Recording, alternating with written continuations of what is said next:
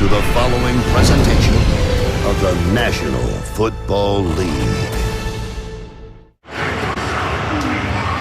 Welcome back to AT&T. I'm Pam Oliver. Well, he may not be glitzy, but Sam Darnold has definitely shown he can smoothly run Carolina's offense. It's his third system in 4 years, and he told us that I love it. Head coach Matt Rule loved Darnold. He told us that this is a guy that I've always coveted, a hard worker.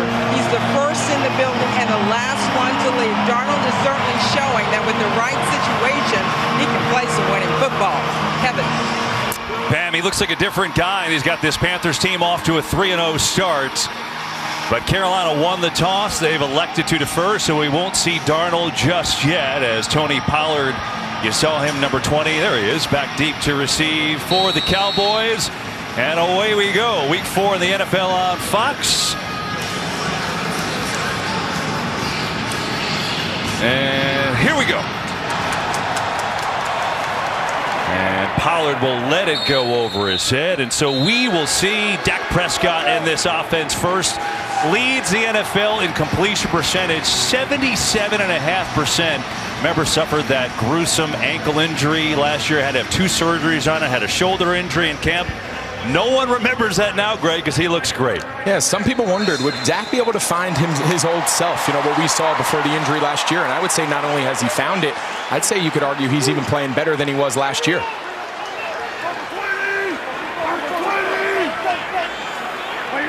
Start off with Elliott in the backfield and a fake blitz coming untouched, and there's a sack. They're full, a flip to Elliott, and looking for some room to get back to the line of scrimmage. He does. So instead of a 7-yard loss on the sack by Carter, Prescott somehow gets rid of it and end up picking up a couple yards. You see him here. I think he gets this ball out. Jermaine Carter comes in unblocked. Wow. Yeah, he's not down. What a headsy play. Great job there. This Phil Snow defense, we talked about a little bit at the open. We're going to kind of dive in as the game goes on. They're very multiple in their blitz schemes. Play 1, they got off to a good start. Second down, this is Elliott after that catch, and a short gain there behind this Cowboys offensive line, where you'll see a couple backs today. You will see Elliott. You'll see a lot of Pollard. Sometimes you'll even see them together on the field. They're going quick here on this first third down of the game. See, their ranks overall 5th in the NFL through the first 3 weeks.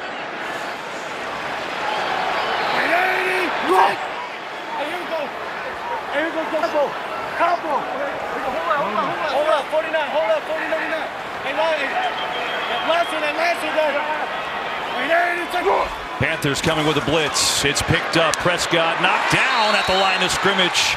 And this number 1 defense gets a hold on third down.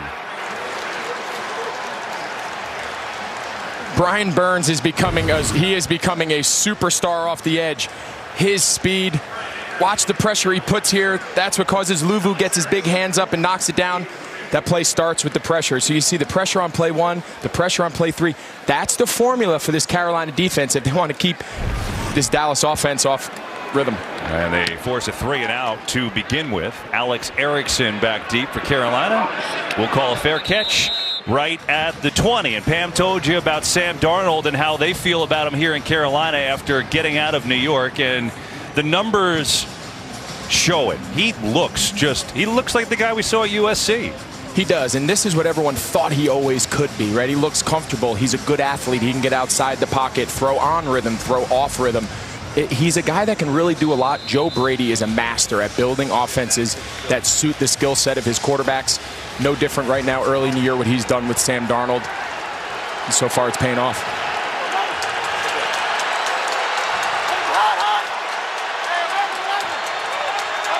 Start out with Chuba Hubbard in the backfield, the rookie out of Oklahoma State, and he will get it. Running to the right and sneaking through the line and finding his way out for a 4-yard gain before he runs into Leighton Vander Esch. And so nice pickup on first down behind this offensive line, which has had some ups and downs. Darnold has gotten some hits in the last few weeks, but for the most part has remained upright. Now at running back, you saw Hubbard. You'll see a lot. Who you won't see is Christian McCaffrey, the all-world running back who was out, got hurt last week against Houston, so that's obviously a tough blow for the Panthers. He's got a hamstring injury.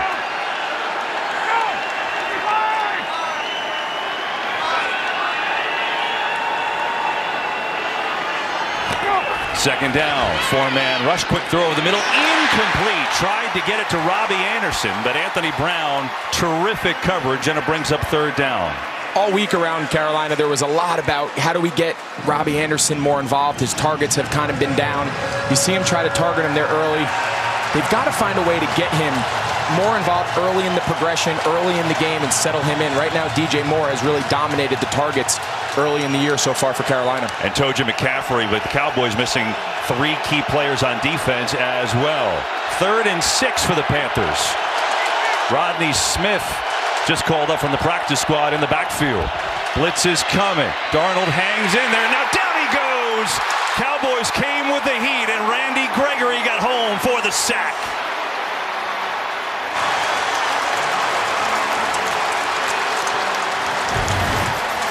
See Gregory lined up right there. He's going to loop in right inside.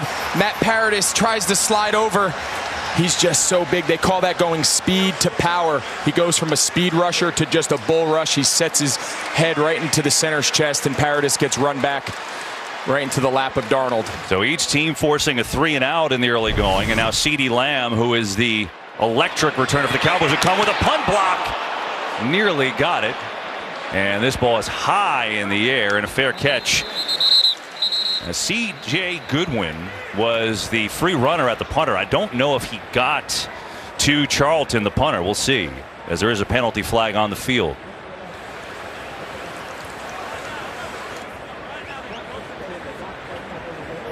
Jerome Boger is our referee.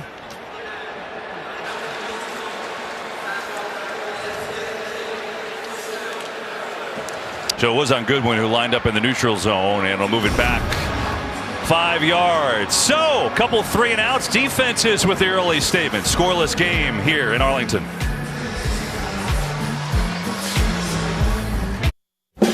USA, this is Stephanie. Pick just last year. He's had some health issues, but he comes into a secondary where they're banged up. They lost J.C. Horn out for a while. He got hurt against Houston with a foot injury. Justin Burris, the starting safety, with a groin injury, also hurt in that game. He's out a while. So Henderson, we're told, will play today. And there you see Phil Snow, the defensive coordinator. Greg, you mentioned in the open, you know, it's 3 games. I get it, but so far that's pretty good results. First and everything is pretty good last time I checked. And they forced Dallas to go 3-and-out on the first possession.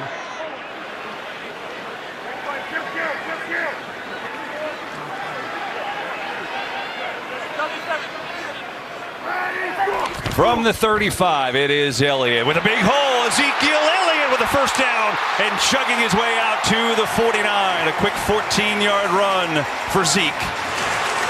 Dak Prescott, this is what he does best. You hear him say, kill, kill, kill, kill. He sees 2 high safeties. That's a run check for him. They want to run into those fronts when they aren't able to get that extra defender in the box. Dallas going quick here. Prescott, quick hitter. Noah Brown makes the catch. Penalty flag as well, as Dante Jackson on the coverage.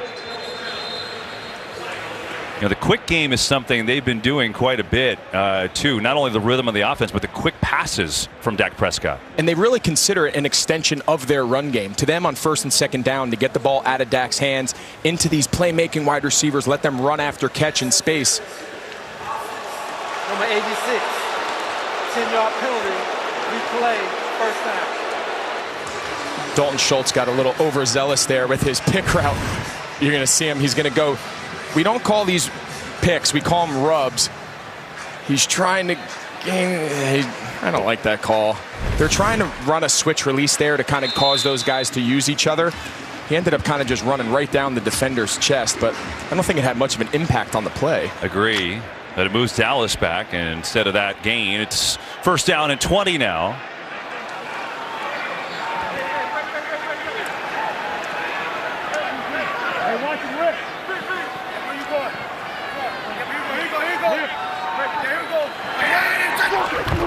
Prescott lost it, picks it up, some pressure, scrambles away, breaks a tackle. Prescott out across midfield and showing you he can still run it just fine. So it could have been a disaster, but he picked it up, got out of trouble, and Prescott picks up 15. And KB, when we talked to him, you asked Dak, you said, are you being a little more calculated with how you run with the ball? And he says, absolutely. He goes, listen, I missed way too much time last year trying to be a hero, keeping plays alive. You see him here, though, kept his eyes downfield, Maychek Thompson miss. He said, I'm going to run when I need to, but I need to be smarter because my team needs me on the field. Yeah, slid down quite a bit last week. Got to protect that ankle. Big hole for Elliott and an easy first down. Man, a couple runs for Zeke Elliott. He's had monstrous holes to run through against this Carolina defense that is allowing 45 yards per game on the ground. That's how good they've been. Well, guess what? They've given up 46 already just a couple minutes into the game. On the fake all day. Prescott can't find anyone. Now he's got his man. It's the tight end, Schultz. Nobody home. First down to the 20. Heads up play here by Dalton Schultz. He's not really even in the route, KB. He's just blocking his. Watch, you're going to see him here. He's going to start blocking Brian Burns. He's in. Burns kind of goes inside. He just kind of falls out. Dak finds his check down. There's no one on that side of the field. Cowboys go jumbo here. They bring in Connor McGovern, who plays a little fullback for him, too. To Elliott. A little dance up the middle, and Elliott surging forward, still going. And what a run by Elliott in this offensive line. Didn't look like there was much there. And he's going to end up picking up about 8 yards. This O-line is so physical, right? The double teams, you see Zach Martin and Steele, the right tackle. I mean, they just took the D tackle onto his back. You see him take 94 Hickson off his. You don't see that a lot in the NFL, but this O-line can get downhill. They love the run game. They want to set the tone. And so far, this game, they've done just that. Tony Pollard checks into the game for the first time in the backfield. They call it a 7-yard run by Elliott. It's a 2nd and 3. Here's Pollard's first chance. Nobody home up the middle. First down and a 1st and goal for Dallas. The holes are huge to run through. Meanwhile, somebody missing on the field for the Cowboys. Let's go down to Pam Oliver. Hey, Kevin, while the Cowboys offense is driving, one offensive player not on the field, Amari Cooper. He is on the sideline, no helmet, working on his right hamstring with the massager. We'll get official word from Dallas and get it right to you. All right, Pam, that's not good. Obviously, remember, Michael Gallup's been out. He's been hurt since week 1. So there's McGovern, the guard in the backfield as a fullback. Big old number 66 on a 1st and goal. They will get Pollard following McGovern, darting through the middle, down inside the 2 to the 1. You said it, Kevin. They bring in McGovern. He's a guard, but they use him at fullback. Pollard just gets right in behind him. This offensive line right now is controlling the game up front. Watch the push. You see McGovern insert. He's not touched for 4 yards. There's McGovern on that block right there. 2nd and goal. They switch out to a shotgun. 6 runs on this drive, just 1 pass. 4 tight ends here. Prescott rolling, looking, throwing. Nearly caught by one of those tight ends, Schultz. But it's incomplete. I know my tight end here got very excited in the booth. They had a lot of tight ends on the field there, KB, and then they kind of broke formation, and they ended up in more like a conventional 1-back, 3-receiver set. They tried to get Schultz on the sprint out to the flat. Well defended. How many tight ends can they play on one play, Greg? There's never too many. 6, 7, 8? There's never too many. Put them all in. They go jumbo again on a 3rd and goal. They will run it to Elliott. He's in for the touchdown. He lost the ball, but I think he crossed the goal line first. It's a score for Dallas.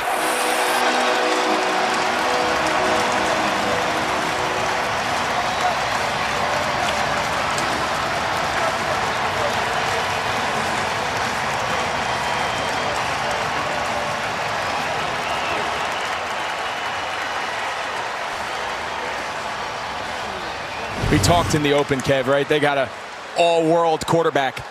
But if you come in and say, we're going to take the pass away and we're going to stop Dak, yeah, he's clearly in before the ball comes out. All you got to do is cross over the top of the goal line and the play's over. It's a touchdown. So you see that was an easy one. They can play, to finish my point, they can play so physical in the run game. It just puts such pressure. Do we stack the box and let Dak throw it? Do we play soft coverages and let him run the ball right at us? We've seen a little bit of that so far early in this first quarter. And the extra point by Zuerlein, who missed one left last week. That one is up and true. So remember, they were back 1st and 20 after the penalty. The Prescott 15-yard scramble could have been a busted play, and it was all run, capped off by Zeke. Boom, 7-0. Bend those knees. Again, streaming on Prime Video. That touchdown drive was really all on the ground, or at least most of it. 52 of those 70 yards were on the ground. And consider this, Cowboys in this first quarter have 66 yards rushing. Carolina's rush D had been allowing 45 per game the first 3 weeks. So that was kind of like, we see your #1 ranking, and you could, do what you want with it. Here you go. Now we'll see how the Panthers answer. As Alex Erickson back deep, he's going to let this one go, and they'll start on their own 25. And we remind you, there's still time to enter Fox Super 6, giving you a chance at $100,000 of Terry Bradshaw's money. Free to play. Enter now and pick 6 outcomes from today's games for your chance at $100,000. Scan the QR code, download the app, and play for free. So now we see Sam Darnold, Greg. Believe it or not, it's the first time he's trailed all year as the Panthers quarterback.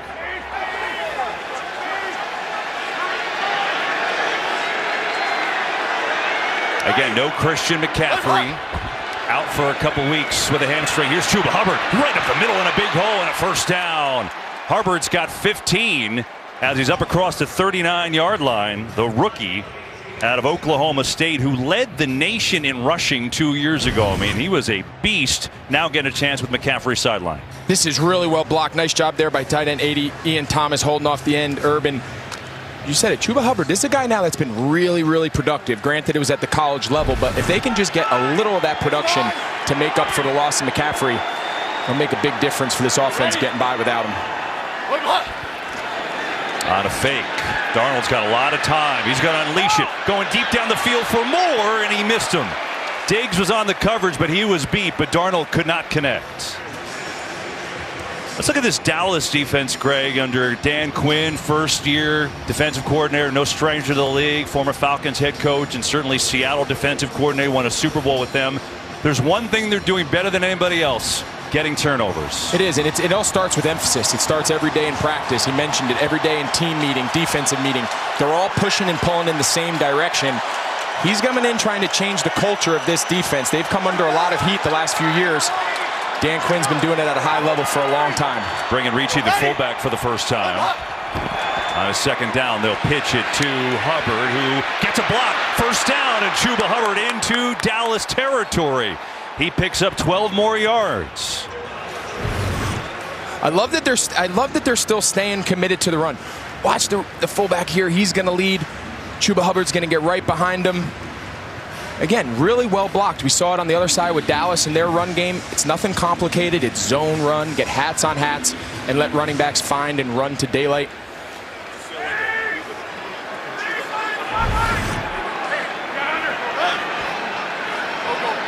Hubbard checks out. Royce Freeman in the game now. They're going to use all 3 backs today without McCaffrey, and the fake pressure. Darnold in trouble, slings it out to Moore. One-handed catch, gets by Diggs. Great effort all around. Darnold was in trouble, got it to Moore, and they turned that into a pretty nice play. Play before they go zone. We talked about it going to the right. Now, this is what being effective in the run does. Watch DJ Moore. He's going to come across the entire formation. Hard action right. DJ comes across out the back door. They call that a hide route. You come behind the line of scrimmage, behind the offensive lineman. It's very hard for defenses to find those guys, especially when they come from out wide as a wide receiver. Moore's been terrific so far this year. Second and short, and they're going to sneak it. Just wanted to get the first down, and they will do it. Got our first game break of the day. Let's check in with Carissa Thompson. Thanks, Kevin. Chiefs looking to snap that 2-game losing streak. They're down 3-0 in Philly when Mahomes pitches this one to Clyde Edwards-Helaire for the 1-yard score. Chiefs leading 7-3. Kevin? Carissa, so good to have you back. And healthy, by the way, so welcome back. There you go. Chiefs lost 2 in a row. That's a rarity the last couple years. So has Philadelphia. First down Carolina here. 7-0 Cowboys in the first quarter. That was Freeman in motion. Darnold back to throw. Zings it over the middle to Moore, who gets belted, still on his feet, and he's up. Moore staying alive inside the 15 and spinning out of bounds inside the 10. My goodness, DJ Moore, how did he do it? People ask, why has Robbie Anderson been a little slow? Why hasn't he gotten a lot of targets? Because he's got DJ Moore. They've developed an unbelievable chemistry, but listen, this has nothing to do with the play. This is just a guy making an unbelievable effort. DJ Moore is as good, if not the best run after catch wide receiver, taking contact. Look at him stay up. He doesn't go down. Watch it. I mean, what balance. Taking the hit from Parsons. I mean, that was unbelievable. It's been like that since day one when he joined us years back when I was still there. He's a really, really dynamic guy with the ball in his hand. 29-yard gain, 1st and goal now for the Panthers. As Darnold on the give to Hubbard. At that time, he's bottled up. No gain for Hubbard, who ran into a Cowboys brick wall that time. Justin Hamilton, Randy Gregory were there. Well, you bring him an interesting point, right? Everyone's like, well, where's Robbie Anderson? Because they gave him the big contract, and he's a very good player. But DJ Moore has been awesome. Like, it's hard to argue with that result, correct? It is, and I get a little skittish anytime I hear them say, you know, we got to get this guy involved. We got to get the ball here. When your quarterback's playing well and your offense is playing well, you don't want to force anything on your quarterback. You want to allow him to play with a player's mind, go through his progressions, and not feel like he needs to force the ball. The targets will come to Robbie. He's too good of a player. But right now, DJ Moore, he's hot. 2nd and goal. Darnold pressure up the middle, gets out, throws it to Moore again, and he's near the end zone and waiting for a signal. Looks like he stepped out a little short. Let's see. Call was out of bounds, and that's a correct call. So now 3rd and goal for the Panthers. Look where they have DJ Moore lined up. That's a route that usually Christian McCaffrey would play, and people say, how do you replace McCaffrey? Well, when you got versatile guys like DJ Moore, they can go in the backfield. We saw him play out wide. He can do a lot of things for you. Here it's Moore against Diggs, matched up at the bottom of your screen on a 3rd and goal. Darnold gonna run it. Option, he's in. Sam Darnold for the touchdown. His league-leading 4th rushing touchdown of the year. Who would have ever thought that Sam Darnold would be the red zone running threat of this Panthers offense? Like you said, he's got 4 rushing touchdowns. They've come on QB draws. That was a speed option. Sam Darnold is running speed option. Watch. He's running.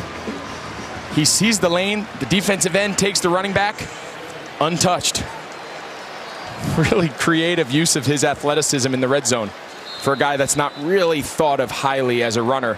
He's very effective. So quickly at the beginning of the year, who took the bet week 4 Sam Darnold would lead the league in rushing touchdowns? That'd be a heck of a prop bet. That would be something else on Fox Bet. You'd be killing it right now. Extra point, attempt to tie it. It's up and good from Gonzalez. So after the Cowboys go down the field, the Panthers have an answer. DJ Moore, the big play, absorbing the hit from Parsons, staying up on his feet, going for 29, and then Darnold racing it in on the option. 7-7, we're tied. After the Cowboys rolled down the field on their 2nd drive, Elliott with the touchdown. Carolina does the same. Big play, 29-yard hookup to DJ Moore, set up 1st and goal, and then Darnold runs it in for the touchdown, and we are all square. Good start to this one in Arlington, and now we'll see the Cowboys offense take the field for their 3rd time, and you touched on this at the very beginning. You know, what makes them so good is their ability to do anything they want. So on that last drive, it was, we're going to run it down your throat. So what's Carolina do defensively now? Yeah, I just can't stress enough how uncommon that is, right? To be able to have that high-level productive passing game, but then be able to just flip your cap around based on what the defense tries to take away. And we can just run it right at you, play after play. There's not a lot of teams across the NFL that have that versatility. Dallas is at the top of the list. This is interesting. Cooper's back on the field for Dallas, shadowed by Henderson. And that's incomplete. They go the other way. That time it's Dante Jackson knocking it away from CeeDee Lamb. But so Amari Cooper, Pam told us, had the hamstring. He checks back in right there. And then Greg first snaps for C.J. Henderson, and he was running, shadowing him. I was able to pull Matt Rule aside, and I said, hey, tell me a little bit about Henderson. He said, listen, the kid can play. We've wanted him well before J.C. Horn got hurt. We viewed him last year as a surefire top 10 pick. That's him 15, right? There you go. On second down, pressure coming. Prescott gets rid of it, has a completion, and has a first down. And the ball comes loose at the end. Carolina's got it, but was he down? Let's see. And the signal is Carolina football. Brian Burns is a guy who forced the fumble. And let's see if he indeed was down. Schultz. And sure looks like he's down, right? Yeah. Let's see. Let's see. When his knee hits the ground, you'll see Sean Chandler gets his hand in. It looks like his right knee is down before Chandler punches it out. The crowd is reacting as such as they see it on this gigantic scoreboard. That's a. Now remember, the ruling on the field was turnover. This is a great shot. Let's see. He still got it after that hit. He's down. I don't think there's any doubt after looking at that replay. And again, right there. Yes. Now they've been, Greg should point out, they've been very strict staying with the calls on the field unless it's obvious. But you think that's obvious? It is. It all depends on whether or not they feel like that ball is moving. I don't think it is. I think his knee is clearly down before the ball starts moving. But as you said, they've tried to stick with the call on the field. They've tried to stick with the call on the field as long as possible. I'm going to take a look at it now. All right, so they'll put this in review. We'll take a break while they do. See what happens here. Potential turnover.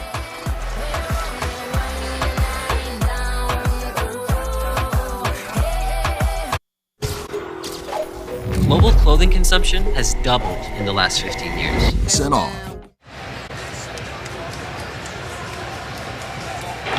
After reviewing the play, the runner's knee was down at the 37-yard line with the ball still in control. It will be Dallas' ball 1st and 10 at the 37. Please reset the game clock to 2 minutes, 37 seconds. Yeah, we checked with our rules expert, Dean Blandino, in LA, and he agreed that the runner, Schultz, was down, so that's the right call. Dallas gets a first down on a 12-yard completion to Schultz. As you look at Prescott's numbers so far, one of those was a flip while falling to the ground, almost being sacked. So it's been an interesting start.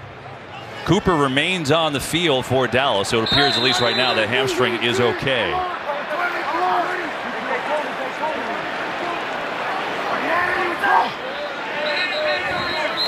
Cowboys moved. Panthers showed blitz. It got him a little bit. Offense, number 88. 5-yard penalty.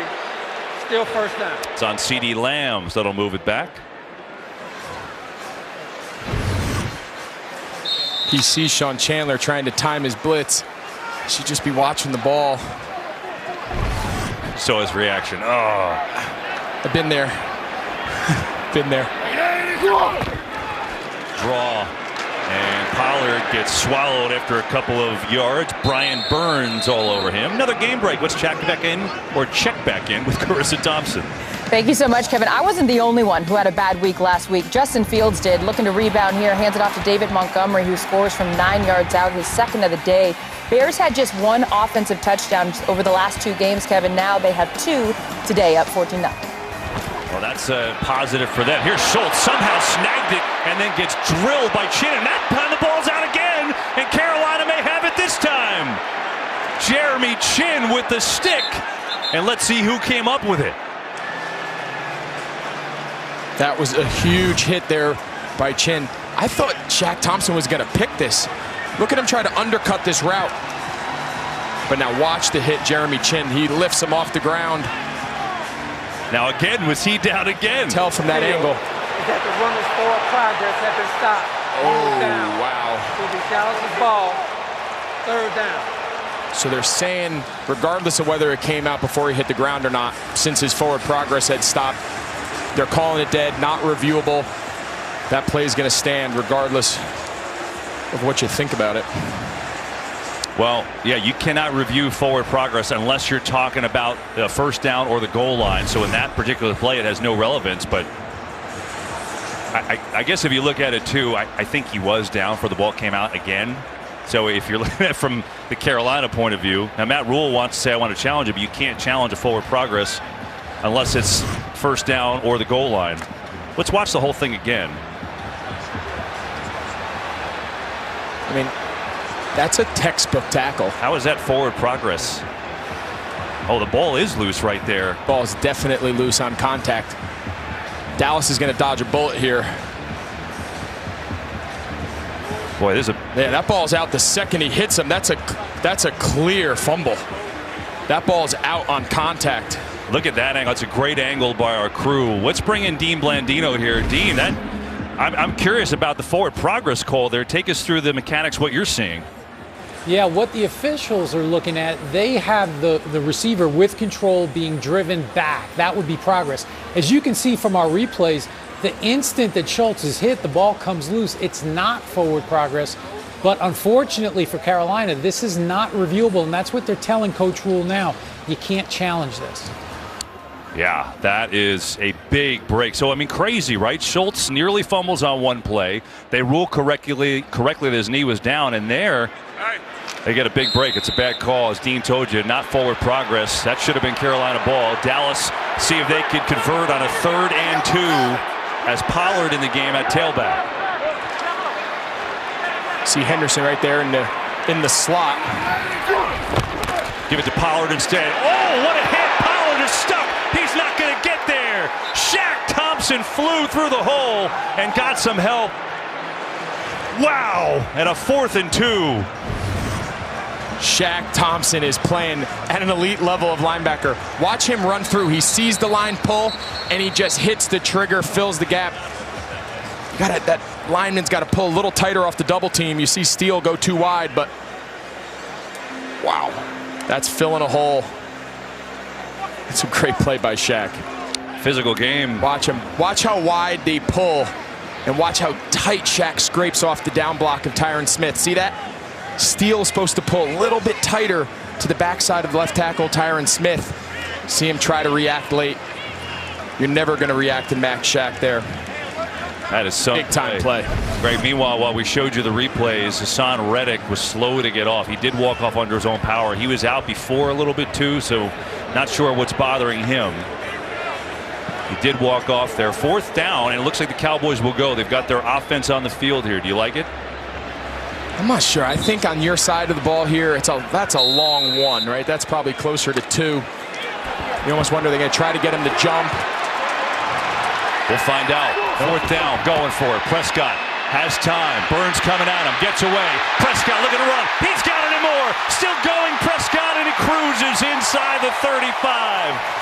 So just when he told us he wouldn't really want to run anymore, he's had 2 huge runs today. And the initial play broke down. There was nowhere really to go with the ball. Carolina defends it. They tried to run kind of a double mesh there.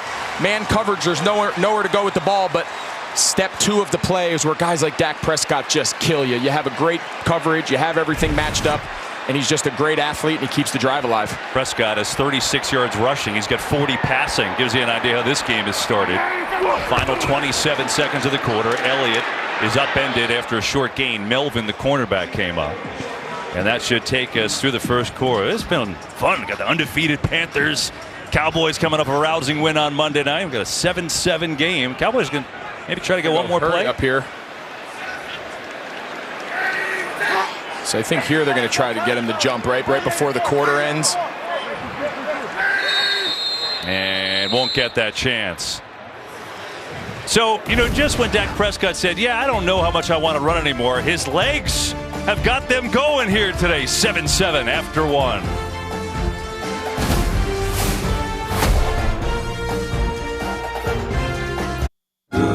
We start the second quarter from Arlington, Texas.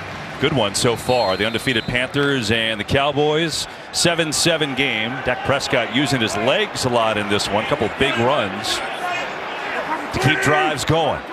That last one came on 4th down. So we start with a 2nd and 9 on the fake. He's got a lot of time. He's firing it deep near side. It's caught by Cooper, who's got a 1st down inside the 20. Playing through that hamstring that he tweaked. And Cooper's got 14. That connection's as good as it gets in the NFL. You're going to see him. He kind of does a little stutter. Then he drives like he's going to try to run by him. Watch. Comes off. Little chatter. Now it looks like a go route. Now they say you pull the string back. And he comes back to the throw. Dak's on time. That ball is out of his hand before Amari Cooper turns his head. It's a really high-level connection. That's a good ball. Only the 2nd receiver to catch a pass for Dallas. Carolina's only had 1 receiver catching it so far, too, DJ Moore. Prescott over the middle, wide open. Jarwin walking in for the touchdown.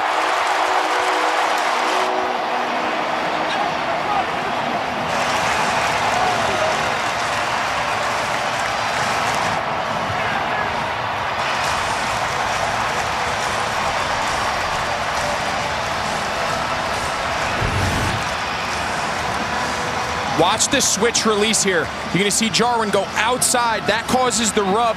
Chin has to play over the top. It's just a little wide choice, but it's the most important aspect of that play is the switch release. Chin has to avoid contact. By the time he comes back underneath Jarwin, he can really run. That's a tough matchup. It's a really, really good scheme design there by Kellen Moore. And we get a whistle here on the field. Couple penalties in the end zone. You know, you think about Jarwin, you know, Dalton Schultz has been playing well, had a big Monday night game against Philadelphia with 2 touchdowns. Jarwin. 12 men on the defense. Okay. Jarwin's the guy they gave a big contract to before last year, and then unfortunately he blew out his ACL the first game, and then Schultz was allowed to grow with the offense, so he's kind of been the secondary guy. So for him, you know that's got to feel good. And now after the penalty. 12 men on the field, defense. Now smart, right? I love this. This is really smart. To the goal from the 2 to the 1, and we would do the try. Right, you go to the 1 yard line. You can get 2 points by just getting 1 yard. That's really, really, I like this by Mike McCarthy. But you're right, Jarwin is who they thought was their heir apparent to Jason Witten. Jason Witten retired, he came back, then he moved on to the Raiders. And like you said, early in the year last year, he tears his ACL. Dalton Schultz has kind of a coming out party. They feel like now they have 2 tight ends that they can do a lot with. Wilson in motion. Prescott throw it quickly. Caught. Is he in? He is for the 2. Schultz just got enough to get in for the 2-point conversion. Yeah, I don't think originally he was in. Jeremy Chin does a nice job, but watch the second reaction. Does he extend the ball? He extends the ball, but did his knee touch first? So he's clearly not in. I think he is in. The tip of the ball, the front tip of the ball just has to break the line. I think he's in. Dallas up by 8. Want to tackle your fitness? Hey Siri, tell me more about Apple Fitness Plus. So watch how close this is with Dalton Schultz on the 2-point. Right there, he's not. And then if we get forward one small frame, I mean, it's so ridiculously close. Quite honestly, I don't know if he's there. I don't either. But it is good. It counts as the 2. And, you know, we looked at this a million times, frame by frame. Dean Blandino. Dean, I mean, this is crazy close. I'm guessing so close that they would not ever overturn it with this margin of error. What do you think? Yeah, you're looking for something clear and obvious. It's literally one frame. Is the calf down and then the knee. It's so close. I think he's short, but is that obvious enough to overturn? And I think that's where ultimately you want to stay with the call. Yeah, that's been kind of the trend this year, right, Dean? I mean, if there's any doubt at all, just leave the call alone, essentially. Yeah, that's exactly right. All right, there you go. So think about this for Dallas. Think about this drive, Greg. They had a turnover. Remember the call that didn't go Carolina's way? It should have been their ball. They got that going their favor. 4th and 2, huge play. Dak runs for 21. So an eventful drive, and After they cash in. reviewing the play, the runner's knee was down short of the goal line. Therefore, the try is no good. We also have a 5-yard penalty for the 12 on the defense that will be enforced on the kickoff. Wow, very interesting. So they did say that he was short. Now, they said the 12 penalty enforced on the kickoff. They enforced it on the try. Right, because that's why they got the attempt from the 1 yard line. So I think he's wrong because there's. Yeah, I think he so just too. mixed up the announcement. But that's interesting, right? We all kind of said, wow, too close, but they overturned it, and they may have gotten it correct. There's a lot going on here. A lot going on. There's a lot going on. This is fun. All right, so it's a 6-point lead for Dallas after all that. Sam Darnold has the Panthers off to a good start on the season, and it just feels like a new guy. I mean, the number 3 overall pick by the Jets. I mean, just look at last year where he was. Jets had a miserable season, and he had the lowest passer rating in the league compared to this year. How about the snaps trailing? Now, today he actually took some snaps trailing, and he will again, but he didn't trail for a single snap. That certainly helps when you're not down by 30 every time. I mean, all these things coming together, and, you know, you talked to him the other day in our great feature on the pregame show. Get to that in a second. On first down as Chuba Hubbard starts in the backfield. And we get a penalty flag.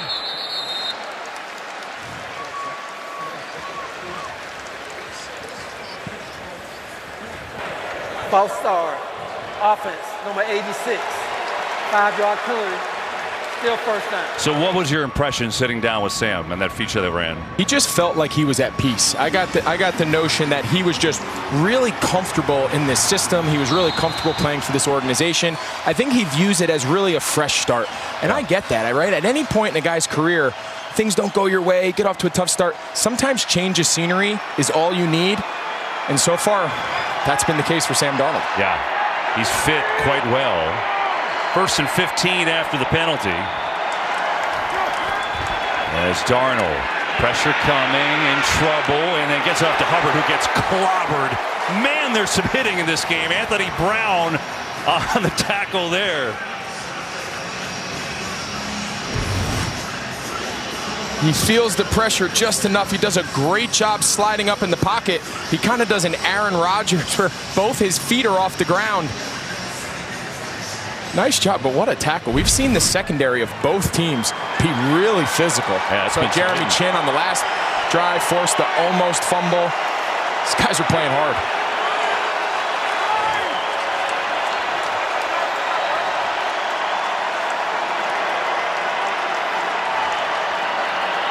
Second down, 4-man rush.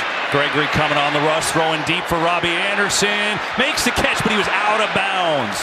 He was run out of bounds that time, and there's a penalty flag back near the quarterback, so hang on. Darnold might have taken a shot from Gregory.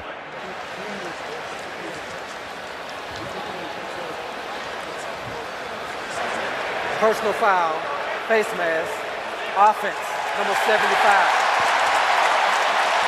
Half the distance to the goal, replay, second down. And said it's on Irving, the left tackle.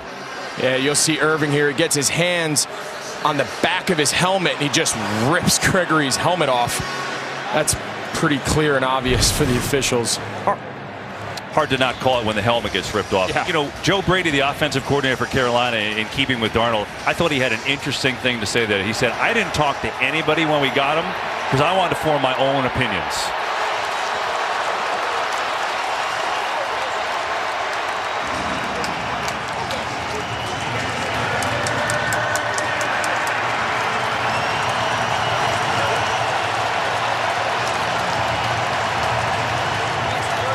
So the Cowboys have declined the penalty there. Instead of second and long, it's going to be a 3rd and 12.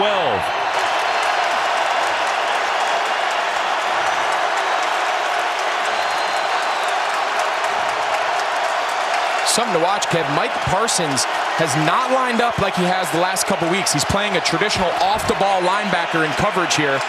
Darnold goes over the middle. Anderson in traffic, has it for a first down. So they decline the penalty, and it comes back to Burnham there as Carolina picks up the first. Yeah, I'm not sure about that decision, right? You give them 3rd and 12 while not, you know, routine in any sense, and then they went just a real soft 3-man rush. They drop 8. Robbie Anderson does a great job just finding the void. I think I accept that personal foul face mask call, push them back, make it 2nd and a mile, and say I got 2 downs to get off the field. But credit to Carolina. Did a great job converting 3rd and long. Keep it alive. Now they go back to the ground. Hubbard near side. In trouble and buried. J-Ron Curse all over him. And Hubbard goes backwards. I really like J-Ron Curse. Watching him, you're going to see him. He's going to insert down to be the extra defender in the box. He's got contain, right? So he's the D-gap element of this defense. He's jumped off. He kind of went unnoticed last year for the Jets. Came over here this year in his first year in this Dan Quinn defense. He's 6'4", he's long, he's physical. I really like him. Yeah, he was a former special teams captain with the Vikings. Last year, first time he really got on the field as a defensive player a lot, and now he's thriving under Dan Quinn. Fake to Smith. Darnold stepping up, going deep, and incomplete. Double coverage there as he tried to get it to Tommy Tremble, the rookie tight end. And you see Kearse again going stride for stride with the tight end. They feel really good about Tommy Tremble. Last week, you mentioned it at the top of the show, they added C.J. Henderson from Jacksonville. In that trade, Jacksonville said, we're not doing this trade unless you give us Dan Arnold. The reason they were willing to give up Dan Arnold, they're really high on Tommy Tremble, the rookie tight end. He's got some skills that they think they can use as he continues to get more opportunities. 3rd and 11. DJ Moore lined up against Trayvon Diggs at the top of your screen. That's a fun matchup. Right there. Darnold, pressure, steps away, looking to run, has room. Darnold sprinting, has the first down to midfield. So both quarterbacks using their legs. Darnold has a TD on the ground, and that time he's got 14 yards and a first. So anytime you play man coverage, right, no one's eyes are on. But watch Cam Irving. We said he had the penalty earlier. Watch him redirect this stunt. He distorts the defense. He distorts the rush. That's the rush lane that Sam Darnold sees. Man coverage. Everyone has their back to the quarterback. He sees space, and he goes. And Kearse slow to come off the field here. And you see, good news, he's walking under his own power. Didn't see what happened to him on the play. So interesting, the quarterbacks in this game, Greg, you know, their legs have been almost effective as their arms so far.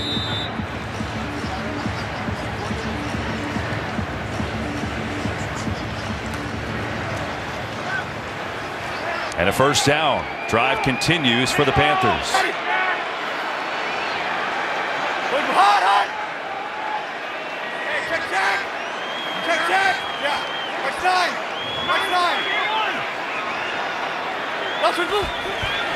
Hubbard, left side, has some room, trying to leap into the air, and does so inside the 45. And Hubbard's got 7. Now the game break. Let's go back to Carissa Thompson. Thanks, Kevin. Giants Saints scoreless in the second, missing Sterling Shepard and Darius Slayton today, but they do have John Ross, who hauls it in. 52-yard touchdown from Daniel Jones. Giants up in this one, 7-0. Kevin, Greg, and Pam. His Giants debut, the former Bengal, Carissa. I mean, New Orleans just happy to be home with Ida. They haven't even been in New Orleans in a month. So their first home game and trailing early. 2nd and 3 here. 13-7. Dallas leads it. 10.5 to play first half. They're going to run it to the near side, and Freeman has it for a first down. So staying on the ground is Carolina.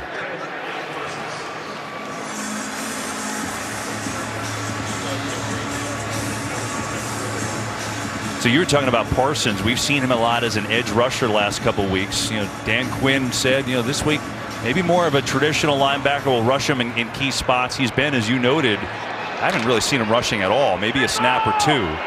But there is a connection here with these two teams. We'll get to it after this. Anderson in motion on the fake. Darnold rolls out, swings it back to Anderson, breaks a tackle.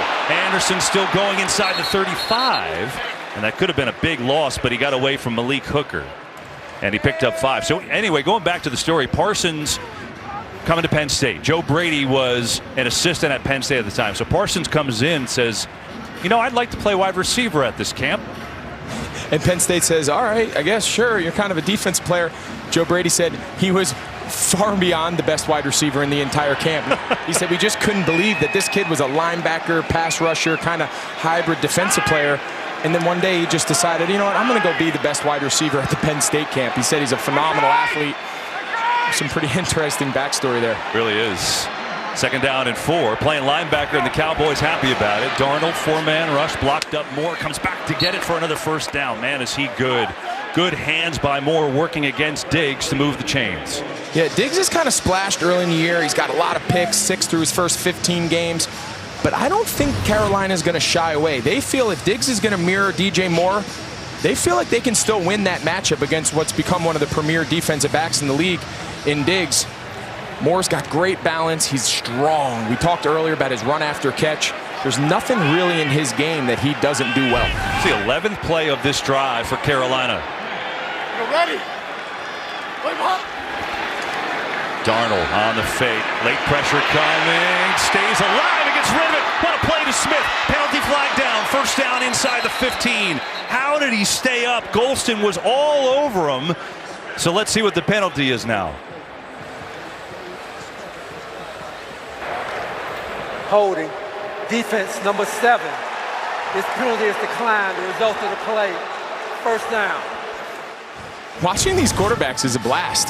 I mean, neither guy is really known as the scrambler and the great athlete, but I mean, that's a sack. And next thing you know, it's a huge chunk play out of the backfield.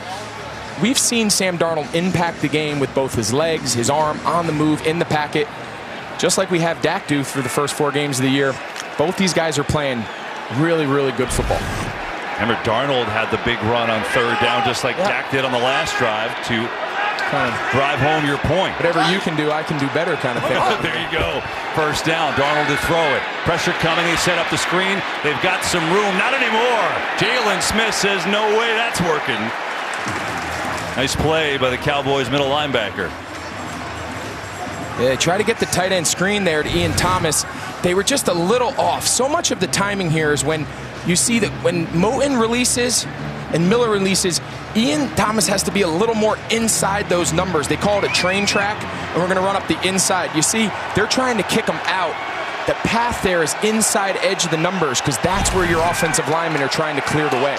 Train got derailed apparently on that one. Yeah, got off the tracks a little bit. 2nd and 9. Darnold, quarterback run. It's open inside the 5. Darnold is in again. This is unbelievable. This is unbelievable. Sam Darnold, a rushing machine. 2 on the ground today, 5 on the year, and we're tied. Look, so when they motion the back out of the backfield, watch the reaction here. Micah Parsons, in essence, leaves. He thinks Micah Parsons chases the backs. We got 4 to the side. Sam Darnold, that's a design. If they don't have enough guys, he's going to throw the swing route. And if they leave everyone out of the box and he has numbers, it's a designed quarterback draw. That was a monster drive, 13 plays. Darnold picked up the first down earlier with his legs on the big run, and there runs in his 2nd touchdown of the game, his league-leading 5th of the year. So the Panthers say, yeah, 3-0's for real. We'll show you. They take the lead with that extra point. Good one here in Arlington.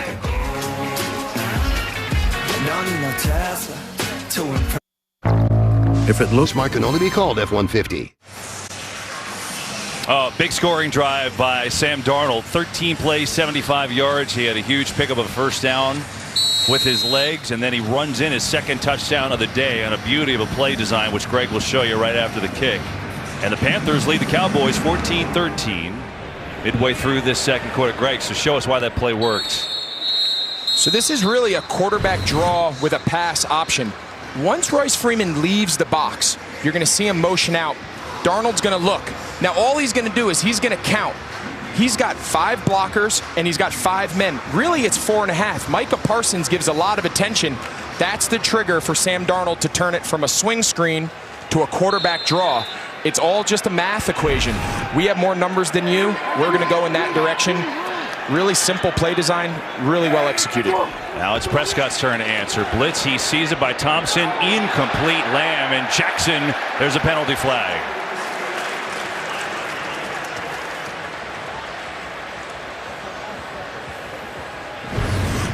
Pass interference. Defense, number 26. Spot on the foul, automatic. First down. The official just thinks Dante Jackson gets to CeeDee Lamb just a half count early.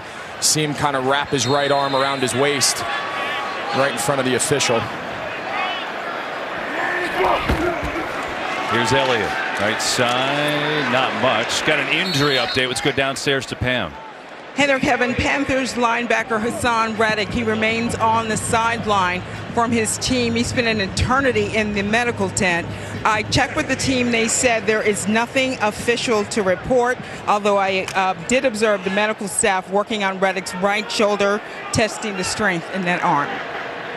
Interesting. Yeah, he's been in and out of the game. Right now, 2 linebackers on the field for Carolina. So his position not out there. Prescott being pressured, sets up a screen, blocking for Schultz, who gets slowed up brilliantly. That could have been a big play, but Shaq Thompson was there to blow it up, and now he's slow to get up. And they cannot afford to lose him.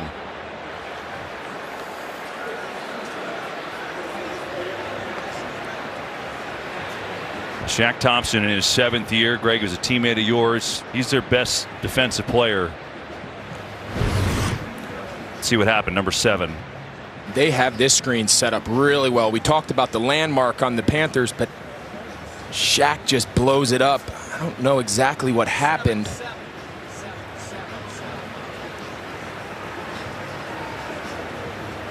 I'm not exactly sure.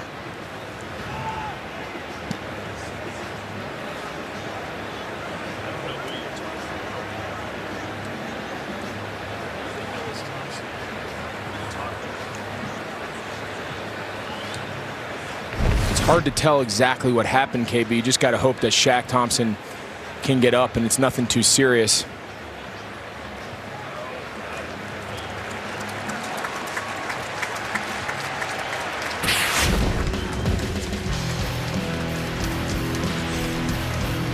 Well, this is what makes Shaq Thompson so good, right? Give you a little idea as he gets up here. Last week against Houston, these 3 plays all came in a 4-play sequence. The way they use them, here he's doing a pick stunt. He's getting the center off the twisting Frankie Louvu to get the quarterback off his spot. Hassan Reddick comes and cleans it up. Then 2 plays later, they got 5 guys down. Now they add Shaq Thompson to the rush. His explosiveness and his quickness. All those plays came in the 4th quarter last week on Thursday to close that game out. He's such a versatile, dynamic player. You got to hope he's okay. So he goes out, but Hassan Reddick comes back in on a 3rd down. Set up this flat the other way. Wilson gets a great block and a 1st down. That was some block by Noah Brown to allow that play to work, and it's a 1st down for Dallas. And the timing of the block, KB, if he does that block a second earlier, it's pass interference. But you can see he times this almost perfectly. This is a little early, but in live action, it seemed like the block and the catch happened simultaneously. The official obviously let it go. On a 1st down, they will run it to Elliott, who motors on up to midfield. Picks up 6 yards on that play. And that'll put Dallas up at the 100-yard mark rushing on the day. Elliott's got a touchdown today, 48 yards on the ground. Had a big game last week against Philly, 95 yards, 2 touchdowns. 5 minutes to go in this 1st half. See C.J. Henderson back out there, this time against Lamb. They're going to run it anyway, and good tackle. Big old Derek Brown, who #1 draft pick last year on the stop. Something interesting about C.J. Anderson, the Panthers feel like if they can keep him on their boundary, meaning lining up on defense on their sideline, it allows their coaches to coach him, give him some of the techniques, give him some of the calls. He's only been here a few days. 3rd down. Pressure on Prescott. Throws. No one home. Tried to get it to Jarwin. Jackson was the closest defender. And now 4th and 3. And it looks like they're going to go for it again. So you're telling me they're literally yelling directions out to Henderson? They are, and they just feel like because he hasn't been here very long, he understands basic, right, coverages. We're in cover 3, we're in cover 2. Man, move inside, move back. They can give him basic calls. He might not know the exact verbiage. He might not know the exact coverage. But he's a good enough player, and he's a talented enough player that they think they can kind of coach him through live action. So Dallas decides not to go this time on 4th and 3. They will punt it away. Erickson, fair catch call, does so inside the 10. So 4:19 to go in this 1st half. Sam Darnold, couple rushing touchdowns. Got a 1-point game.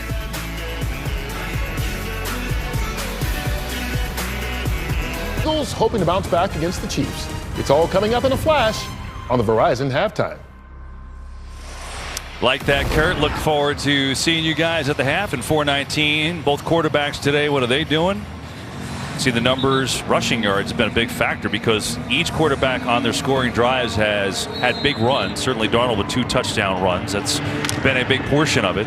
And the owners looking on. David Tepper on the left for the Panthers. Jerry Jones for the Cowboys on the right. Good game so far. Carolina by 1 and getting absolutely swarmed is Chuba Hubbard. There's a penalty that comes in from the secondary, too, as Odigizua was there on the tackle. Now let's see what the penalty is. Carolina might be moving back a couple yards here.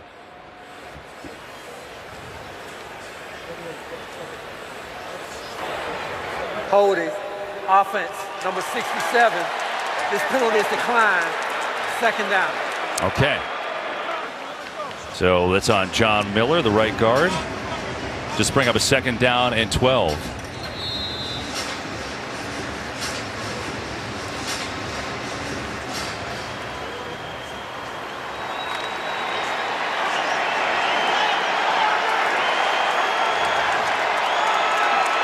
A lot of talk coming in today about getting Robbie Anderson the ball. Does have 2 catches today. DJ Moore's been their leading receiver with 4 catches. Darnold, here comes a stunt. Gregory gets rid of it though, and there is Moore underneath, who is up to the 15-yard line. Going to be about 3rd down and 4 coming up.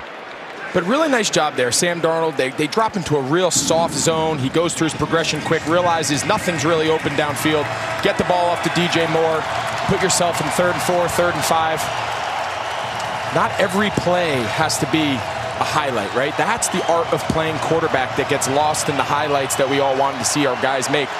Sometimes those plays like there, if they lead to a 3rd down conversion, are hidden wins within the game. Carolina 3 of 4 on 3rd down so far this afternoon.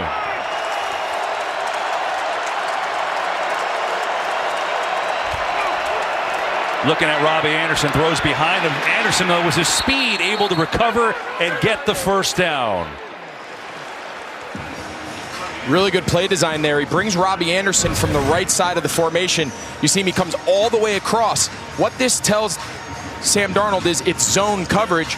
The way they try to pass this off, because nobody runs with him, Kearse can't, they call it banjo. He can't bump out to that widest receiver in time. Really good play design there, setting the formation with the motions.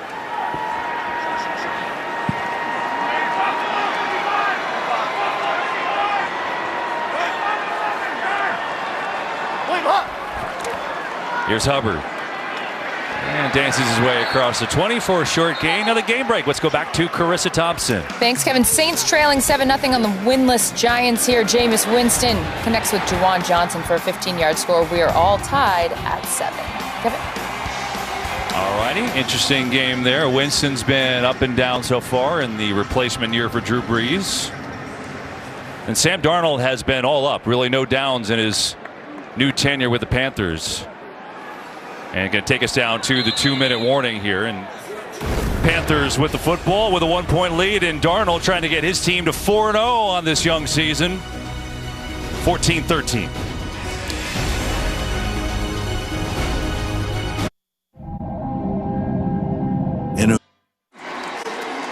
That graphic is amazing. I mean, first quarterback with 5 rushing touchdowns, first 4 games ever. If I were to take a guess, I would either said Lamar Jackson or the guy that you play with for so many years, Cam Newton. Yeah, these Panther fans, they've seen some quarterback rushes over the years, right? But Sam Darnold, I'll tell you, you can't be anything but impressed with how he's played so far.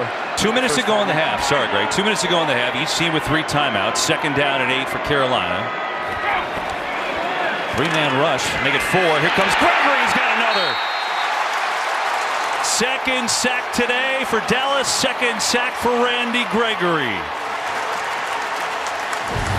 Some of the other pressures, we talked about scheme and whatnot. This is Randy Gregory just straight up winning a one-on-one matchup.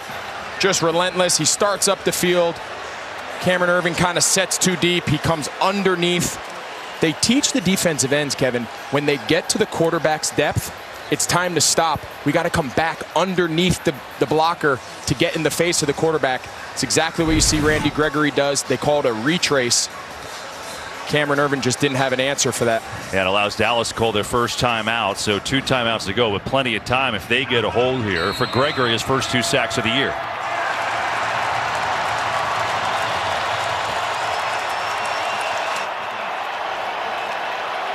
Brings up a 3rd and 14.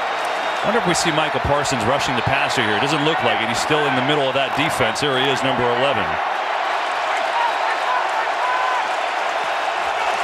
Here is Darnold. Back to pass. Gets it out to Thomas. Long way to go. Not going to get there. And he goes out of bounds. Oh, I think they're saying he was in. So they will use a timeout. Ian Thomas was really dangerously close. If he goes out of bounds there, he stops the clock under 2 minutes. But I think they ruled him that he got tackled in. It's very interesting. Last week, Mike McCarthy came under fire a little bit there at the end of the first half against Philly. He decided not to try to extend the first half. He decided to just get the ball, kneel on it, and go in for the half. You see him here a lot more aggressive, called timeout. Now the last 2 plays, he's going to give Dak the ball with plenty of time, 1 timeout remaining. Try to put a little 2-minute drive here before the half. Well, it's really interesting, right? I mean, they won the game going away, but he took a lot of flack for that call. Said he just liked the way his defense was playing. Maybe not as much in this game. And remember, Carolina gets the ball after the half, too. Giving his team plenty of time to operate here. On a 4th and 5, they'll punt it away. Lamb going to call fair catch. Booming kick by Charlton way up there in the stratosphere, as it'll be Dallas ball, 1:40 to go. We take this break, a short break from Columbia. Let's hear from them. This gold means you're a champion.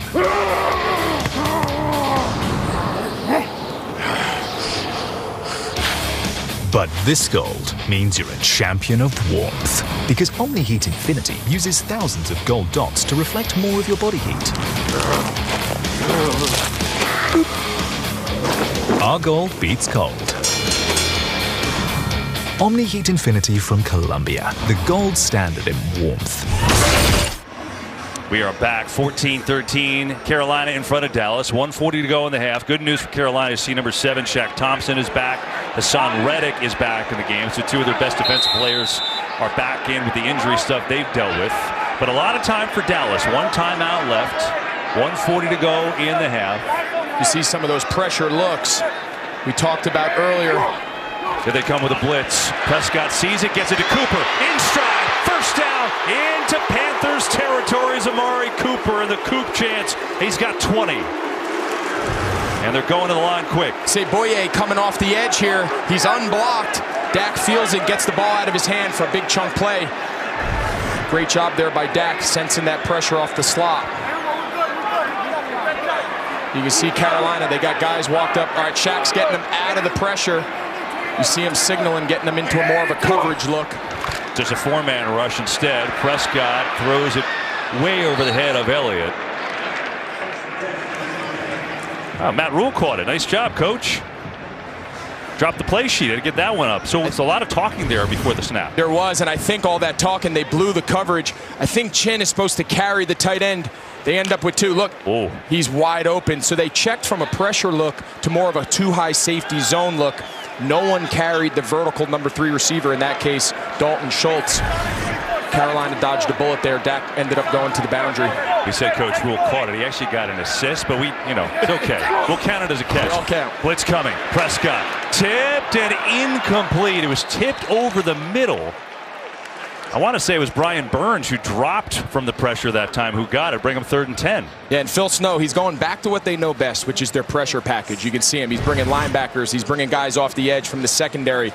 He's dropping defensive linemen. You see Brian Burns there drop into coverage. I think that's the formula that this defense wants to find. There's Phil Snow in the middle of your screen right there. So 3rd down and 10. Dallas obviously not in field goal range. See all these bodies up here, Kevin.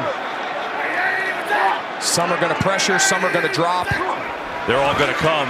Prescott gets hit as he throws. Incomplete, and the pressure works again as Phil Snow dials up another blitz. And now Carolina with all 3 timeouts here.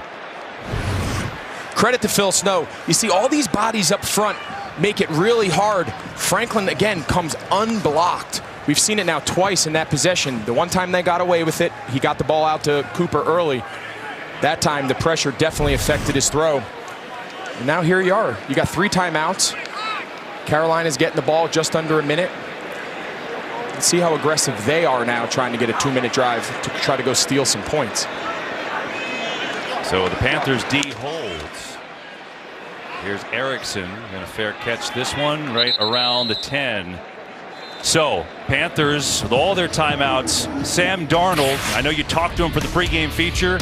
are you impressed with what you're seeing on the field? You can't watch this game and not come away extremely impressed, not only with the throw, not only with the accuracy, but really what's caught our eye today is when he's decided to run, both by design and kind of improv. He's showing his athleticism.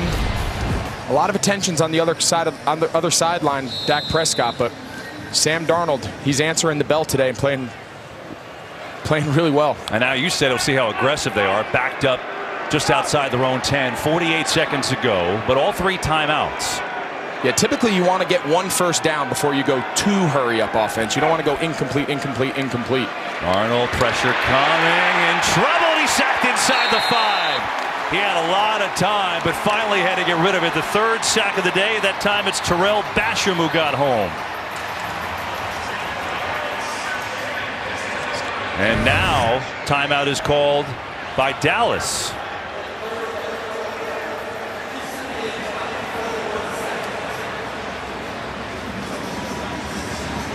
You would expect Carolina, better than throwing it incomplete there. Take the sack, backed up on your own 5-yard line. You probably expect them now. Dallas has no timeouts.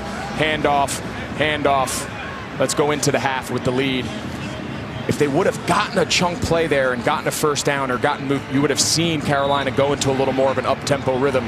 Typically first down sets the tone for 2-minute drives, and of course that was less than ideal. Yeah. The Panthers backed up, have to be careful here. Dallas has no timeouts left. To just not turn it over if you're Carolina. Freeman's in the backfield. We'll give it to him. Up the middle, dancing, gets out of the hole and out back near the 10-yard line. I'm assuming that will run out the half. Something to keep in mind when we come out of the break, Kevin, this Dallas defensive line now has really started to impose their will a little bit. They've gotten after Darnold a couple times. He's broken through on a scramble, but they're starting to get home now more often than not.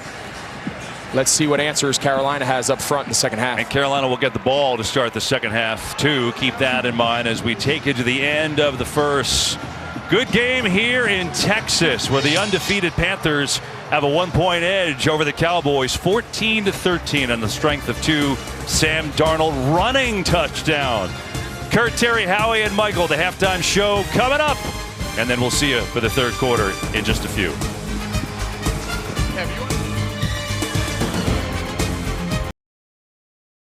Today's game flow brought to you by Progressive. As the Panthers up by 1 at the half, we get set to start this 3rd quarter here. And Sam Darnold coming on out with the Panthers, 3-0 on the year. We welcome you to the booth. Greg Olson, Kevin Burkhardt. We talked at the beginning. Carolina 3-0. Their defense is #1 in the league, but a new test today.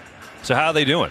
I think they've held up pretty well so far. I think both defense at this point. I think they're both thinking in the halftime, we got to get our first takeaway, right? We got to change the scope of this game. But I think both defenses have to go into the first half feeling like they've held up pretty well. Yeah, both quarterbacks, too, playing a good game. And the legs coming into it. Darnold, 5 rushing touchdowns. And Dak on both their drives had long runs, too. Yeah, we know how good of an athlete Dak is. Maybe Darnold doesn't get enough credit, but both of them have impacted this game, both with their arm. But I'd argue their biggest plays have become extending drives with their legs. No question. And all the drives in the game are all long. It's been a 70-yard drive and then 3 75-yard drives. So the offense is going down the length of the field, and a good game as we get set in this 3rd quarter. Carolina will receive it, and they'll start on their own 25. Let's go down to the sidelines with Pam Oliver. I asked Mike McCarthy, first of all, about the offense, what he thought of the group. How do you get them kick-started into another gear? He said, first of all, this is going to be a pressure game, and we have to understand that. He said we can afford to protect Dak Prescott a little bit better. Defensively, where Sam Darnold is concerned, he said we gave up those 3rd and 1s, and it really hurt us. He also used the word that Greg just used, turnovers. I'll have more on Matt Rule in a sec. Yeah, they haven't gotten them. That's what's led Dallas' defense this year. Matt Rule told us if we don't turn the ball over, we'll be in this game. It's exactly what's happened. They start with Hubbard with the run, and good cut. And he's going to have a 9-yard game. We have a penalty flag, too. But, Pam, go ahead and finish your thought here. And, you know what, hang on. Let's just see. It looks like this is going to be coming back. But let's confirm. They're going to talk it over. Holding, offense, number 65. 10-yard penalty, replay, first down. Well, one thing about Matt Rule, he told me we knew that there was going to be a flurry to start this game. We just knew we had to withstand it. He believes they did. Sam Darnold, he is very, very pleased with his play. Let me tell you something about Matt Rule. He comes out very, very relaxed, laughing and joking with his players as they hit the field. Well, they look at it. They're playing relaxed, especially after Dallas scored that opening touchdown. It was kind of like they answered and settled the game, Greg. You know, that's how it felt to me. So after the penalty, moving on back, 1st and 13.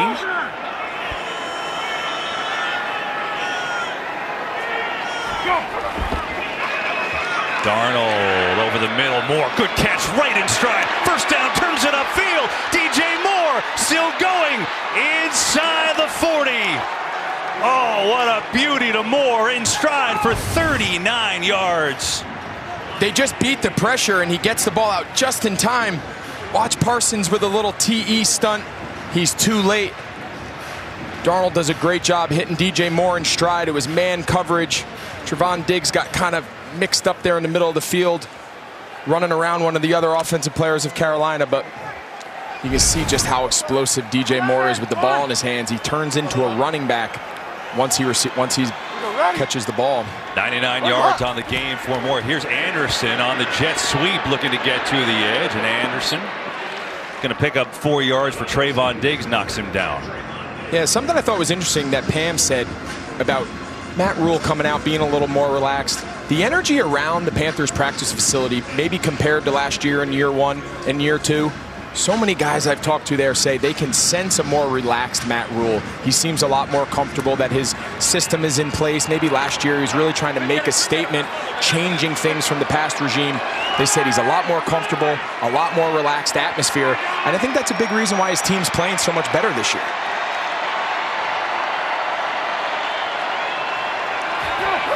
Second and 7. Now a late blitz. Darnold sees it, flings it incomplete.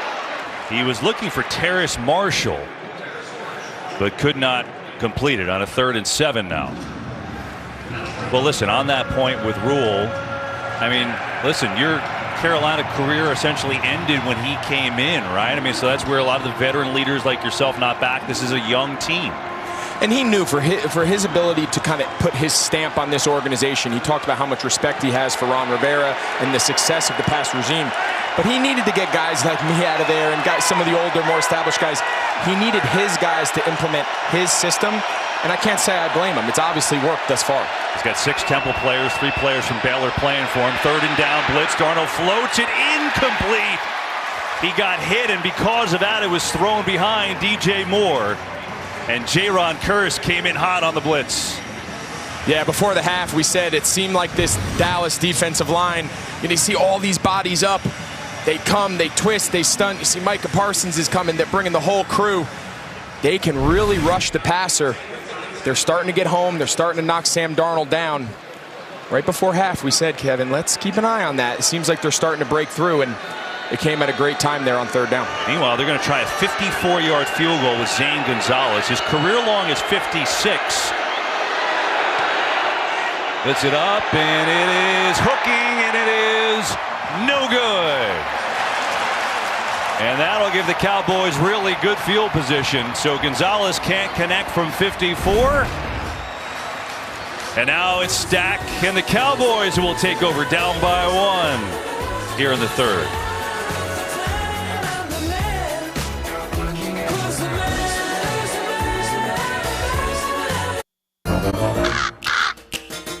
Nice, buddy.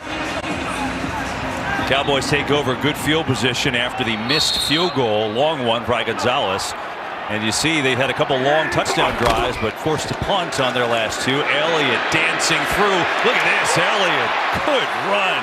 Got 11 yards after being tripped up behind the line of scrimmage. Even through the first 3 weeks, and especially today, it seems like Zeke Elliott has kind of got his legs back. He looks faster. He looks more nimble. Shaq Thompson tries to run through that little subtle shift, and then he's back up into the void in the defense. That's a great jump cut. He looks fast. He looks quick. These last couple weeks, I feel like he's really starting to get his legs under him. We go jumbo formation here. McGovern in as an extra lineman. A couple of tight ends. Elliott again, patiently running back there. And the other thing is, he's also dominated the snaps. You know, you wonder with he and Pollard. Pollard had that big week too. It's been all Zeke for the most part today. Yeah, and don't think that all that, you know, those stories that come out about Pollard needs more reps. Don't think Zeke doesn't realize that. This is a prideful guy who's run for a lot of yards. Guys like him, they take that stuff personal, and he says, no, when I'm back there, and he's running. You saw in that last one, not really blocked that well. You feel like you do a good job. Next thing you know, it's 2nd and 5. Elliott again, right side. Elliott runs into Carter and still goes forward enough, I think, for a first down. I mean, he was stopped 3 yards before the marker by Carter, but he kept on going, turned the back, and he moves the chains. He can run with speed and quickness. We saw the jump cut on the first run. Now you can see he runs right through Jermaine Carter. See a lot of guys stripping at the ball. Zeke has his history of fumbling, but you got to get that big guy down on the ground first. And now Elliott comes out. Here comes Pollard in the game. Pollard 4 for 16 on the ground today. Blitz coming. It's picked up. Prescott going for it all for Cooper. He's got it. Touchdown.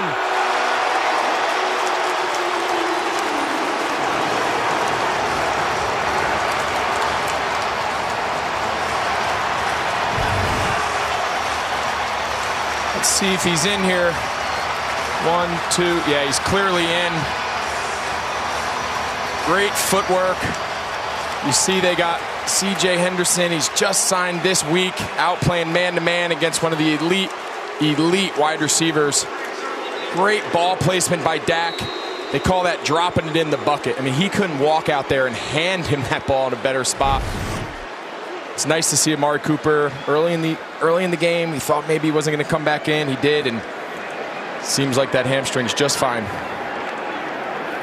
Second touchdown pass of the day for Prescott. That was a beauty. 35 yards to Cooper, and the Cowboys jump in front on their opening possession of the third.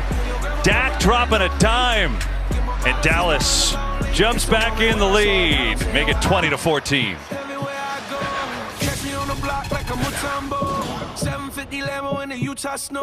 To my Lowe's, official home improvement sponsor of the NFL. Third touchdown catch of the year for Amari Cooper, and boy, was that a beauty. 35 yards, perfectly thrown, gets in the end zone, beats C.J. Henderson. And Amari at home has usually done pretty well. If you look at his career with the Cowboys, he's been, for whatever reason, much better production here at home. Remember, it was the missed field goal, got good field position, and Prescott and the Cowboys deliver. But there was a lot of nuance to that play too, Greg. It was. So we talked, C.J. Henderson ends up in one-on-one coverage, but how it ended up that way is Amari Cooper motions across. That bumps C.J. Henderson from, instead of just matching up in his zone against the tight end, he finds himself. The double move, the slight weave by Amari Cooper is what settles his feet, and now it just becomes a track meet down the sideline. It's not bad coverage. It's a great throw, a great catch. Like I said, I mean, that ball is dropped literally in the bucket of Amari Cooper. Great scheme design, great execution. Now how do the Panthers answer with Hubbard? Again, Chuba Hubbard playing today. The injury to Christian McCaffrey in week 3 against Houston with a hamstring. Good news for McCaffrey is they didn't put him on IR, so they're hoping it's only a week or 2 injury. I know you spoke with him before the game. He's here. I did. I got to visit with him for a little bit. He's one of my good buddies, but man, is he a competitor. Nobody takes more pride in being out there, taking care of his body. I know this is killing him, but the fact that they didn't put him on IR, I think, suggests that they feel like he's going to be back hopefully sooner than later, and when he does come back, he can stay back. 27. Blitz coming, second down. Darnold slings. Ooh, that was trouble. Marshall, the intended receiver, a lot of traffic, brings up third down, brings up another game break with Carissa. Thanks, Kevin. Falcons trailing, 3rd and 13. Matt Ryan connects with Cordero Patterson for this 14-yard score. Cordero's 3rd of the day, 2-point conversion, no good. Falcons up 23-19. Kevin? You know, it looks like a team has finally figured out how to use him on offense. He's having a big year. He has. We saw him a couple weeks ago. He looks very comfortable playing that hybrid running back, wide receiver type role.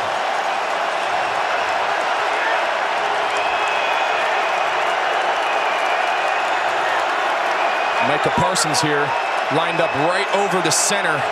Matt Paradis. Third down, Parsons coming through. Darnold gets away, but not anymore. He goes down. Fourth sack for Dallas. Odighizuwa and Golston combined.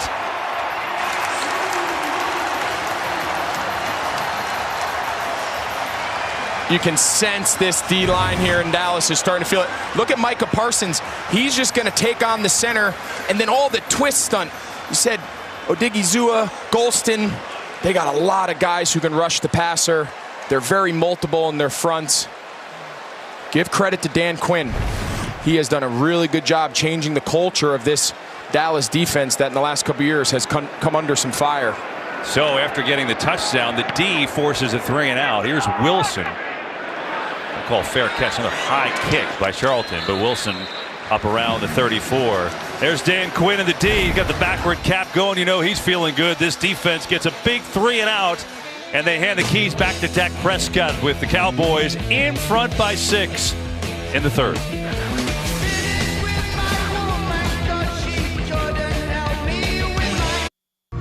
My name is Giancarlo Esposito, and I'm prepared.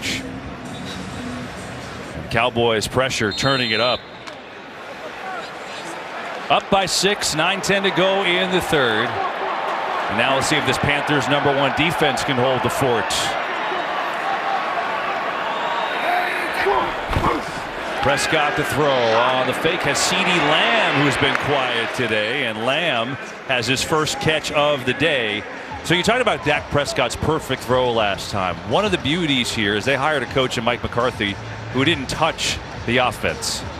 Continuity, that's the word that gets thrown around here in Dallas. Mike McCarthy has a big history of play calling, Super Bowl winner, and as the head coach, also play caller in Green Bay. He came in and said, Kellen Moore, Dak Prescott, we cannot disrupt that relationship. I believe in them, I trust them. Prescott here throws it to Lamb again. So after not catching a ball all game, he's got 2 in a row and a first down. He started talking about, he said, when I was with Hackett back in Kansas City years ago, we implemented an offense, and then all of a sudden we trade for Joe Montana. He goes, Hackett did a great job. We didn't change our verbiage. We made sure that Montana was very comfortable with what we were going to do, coming from his system in 49ers. He goes, I learned from those past experiences.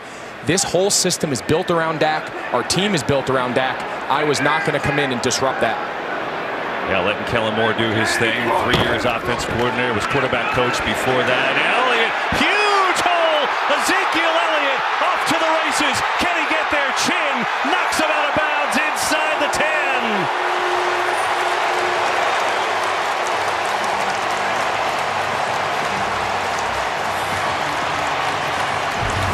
We said earlier, he looks fast, he looks explosive. You see him bring Cooper down on the end for the extra blocker. He just does a great job being patient, finding that hole, and hits it. This was a scheme we used to see back when Le'Veon Bell was really at the top of his game in Pittsburgh. They call it the old Steeler zone fit. He ran it to perfection right there. Patience, and when the hole opens, hit it. 117 yards for Elliott, 47 on that carry. First and goal, Cowboys. On the fake, Prescott a little floater. They're going to walk into Schultz for the touchdown.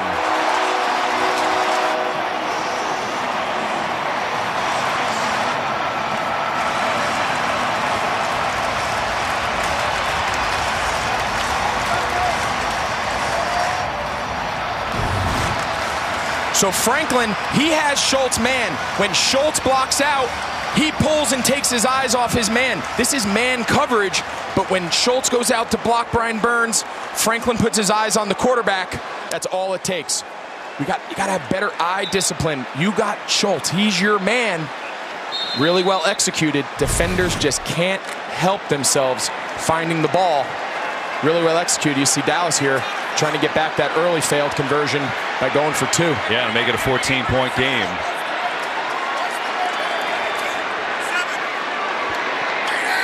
Wilson in motion, fake to him. Prescott pressured, rolling, floating, nobody there. CeeDee Lamb was the closest, but that play didn't look good from the start. But this drive all got started with a 47-yard run from Ezekiel Elliott to set up another touchdown to the tight end. When Greg Olsen calls your games, tight ends score. That's just the theme. On a memorable Fansville by Dr. Pepper. And Ezekiel Elliott, back-to-back big weeks for him. 117 yards, a rushing touchdown, and he has carried the load.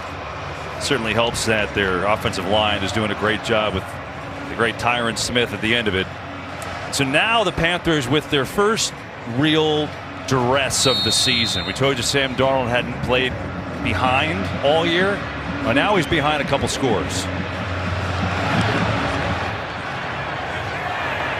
Greg, we've been talking about Dallas, how Micah Parsons would move around today like he's been doing. So how has he been doing it today? He's a guy that they can line up all over. You see him here playing a more traditional defensive end, just a straight speed rush. Doesn't necessarily get home. Now you see him off the ball, more of a traditional linebacker. Does a nice job filtering through traffic, nose on the ball. Now, the last possession we saw, this was second down, shows the pressure over the center, drops in zone. Very next play on third down, he rushes the center, Matt Paradis, gets Darnold off his spot. He's a chess piece that Dan Quinn can move all over, and today's been a great example of the impact he can have lining up in multiple positions. Here's Darnold, who is in the game, throwing incomplete for more. As Diggs on the cover. Remember, we showed you Darnold walking into that blue 10. Looks like he's obviously okay, but now 2nd and 10.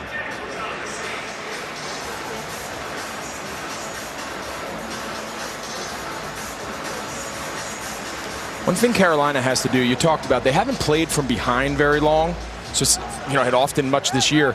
But you don't want to feel there's a ton of time left, 7 minutes in the third quarter. 2 scores might seem like a lot. Just stay in your package, stay on script, stay in your game plan. There's no need to go away from what you've done, not only today, but through the first quarter of this season. Second down. Darnold flushed out, looking, can't find anyone. Now throws on the run. He's got a completion to Anderson, his old buddy from the Jets, who came back to get it. Now we'll see where they mark it. He's close. Maybe just a little short of a first down. I think about a half yard short. Another example of Darnold doing a great job keeping the play alive. But I really like what Robbie Anderson did. He was kind of dead up the sideline there, and he just came right back to the sticks. Watch Robbie Anderson here. So he's kind of dead, sees his quarterback. He tries to go deep. Now watch how assertive he is coming forward. He presents a great target. Darnold sees him, puts it on his chest, sets up 3rd and short. Sneak, and I don't think he got there. I don't think he got anything. Sam Darnold and this line did not get any push. On 3rd and 1, they do not get it. Now they're going to go for it in their own territory. Look at Odigizua in there. Yeah. Golston does a nice job crossing face. I mean, they got 6 guys lined up over the center and the 2 guards. And now they will punt. Yeah, I like punting here. You're on your 34.5-yard line. If for whatever reason you don't get it, punt the ball, regroup. I think this is the right move if they decide to stick with it. Well, hold on. They got a timeout. So I'm guessing if there's a timeout, they're going to send the offense back out there. So they changed their mind. Gives us a second to tell you about Saturday. Massive top 5 showdown. Big noon doubleheader on Fox. Big noon kickoff crew live from Iowa City at 10 Eastern. Maryland and number 11 Ohio State at noon. And at 4 Eastern, game of the weekend. Number 4 Penn State against number 5 Iowa. Wow. Huge big noon Saturday on Fox and the Fox Sports app. And so the Panthers are going to go for it here in their own territory on a 4th and 1. He said, hey, why not? What do we have to lose? You know, when you think about it, I still don't know if it's the right move or not, but if you're in the mind of Matt Rule, you might feel like your defense is starting to break down a little bit. This is going to become a possession-based game. Can we match scores with Dallas? He doesn't believe Dallas is done scoring. A punt here, he feels like they go down, he falls behind 3. This is the play of the game here. 4th and 1, they go speed sweep to Moore, who's going to get there. Great call. Great call. You can see they're lined up over the center again, expecting a quarterback sneak or something quick up the middle. Really good call. I'll tell you what, that takes a lot of courage there on your own 34-yard line. Good job by Joe Brady there. He had that play dialed up. He said, no, coach. Take a timeout and get that punt team out of here. I'm going to get this first down. Joe Brady, one of the great young coordinators in this game, just 32 years old. Second year in Carolina, led the LSU offense with Joe Burrow to a national title before that. So a big pickup on fourth, and now first down, and they'll flip it to Chuba Hubbard, who breaks a couple tackles, and a solid run by Hubbard, who's got 7 yards on first down. So let me ask you played for a guy in Ron Rivera who went for it on fourth down all the time. This is a young team. That call alone, does that resonate? What does that do? Just having the guts to make that call? Yeah, I think it says a lot. I think it says a little bit about how you feel about your defense, but I think it says a lot about how you feel about your offense and the confidence that you feel, hey, if we're going to come in on the road and win big games like this, we might have to take some chances. We might have to go outside the box right there. That was a really, really gutsy call there by Matt Rule. It paid off. Keep this drive alive. His guys, they got a new sense of life. Here's Hubbard, who gets slammed in the backfield. It's the fourth time he's been tackled for a loss today. Jaron Kearse, who's really been all over the place on the play. I mean, look how many guys there are around the ball, Kevin. I mean, I feel like at some point they got to start pushing the ball downfield, kind of spread these guys out a little bit, get them off your back. The O-line's kind of under siege. They're bringing pressures. They're bringing safeties off the edge. A lot of that has to do with, do they feel like you're going to push the ball downfield? You see it again here. Look how many guys are up with the ball. And look at all these guys. Now, some might bail, some might come. And no play. Whistle blows. And we get a timeout. Timeout, Carolina. Carolina has used 2 timeouts on this drive. They'll talk it over on a third down, and now this from Geico. All right, here we go. Miller in motion. Wait, is that a baby on the field? It looks like it, Craig. And the defensive linemen are playing peekaboo. I've never seen anything like that before. Harris now appears to be burping the baby. That's a great moment right there. Ref going to the rule book here. Well, wait a minute. Harris is off to the races. We don't need any more trick plays. Touchdown! But we could all use more ways to save. Are you kidding me? It's going to be a long bus ride home for the defense. Switch to Geico for more ways to save. 3rd and 5 for Carolina, calling their second timeout on the drive. They converted the 4th and 1 in their own territory, now a big third. Be interesting, has Matt Rule told Joe Brady this is 4-down territory if you can get us close enough? Is this 3rd and 5 but 2 chances to get it if they find themselves in a 4th and short?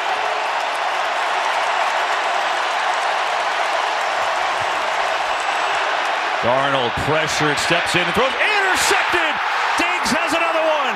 Trayvon Diggs looking for blocking inside the 40. His 4th of the year. He's had one in every game.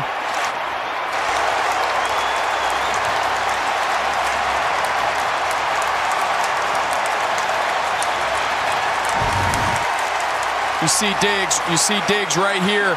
They show pressure, everyone drops, and Sam Darnold he doesn't see him. He feels like he has Robbie Anderson there, and it's really the first big mistake we've seen from Sam Darnold. He steps up, he just doesn't see it. It's just funny. Trayvon Diggs just always finds a way to end up with the ball in his hands. Ultimate playmaker. His stats are just, the start of his career is just incredible. And now the Cowboys with great field position. They're going to give it inside to Pollard, sprinting through the line, and it's a first down inside the 25, and you could feel all the momentum shifting towards Dallas.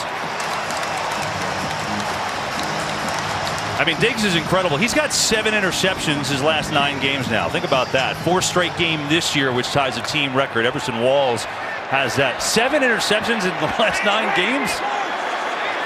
Some guys just have a knack for being around the ball skills, was a former receiver.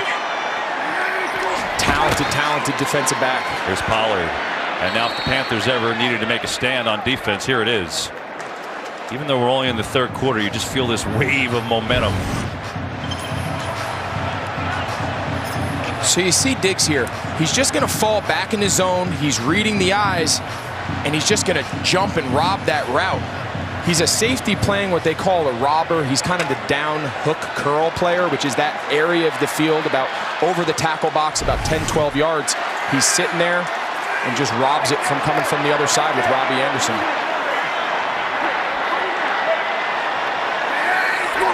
Second and 10, blitz coming, Prescott fires, Wilson, spin, touchdown, Dallas.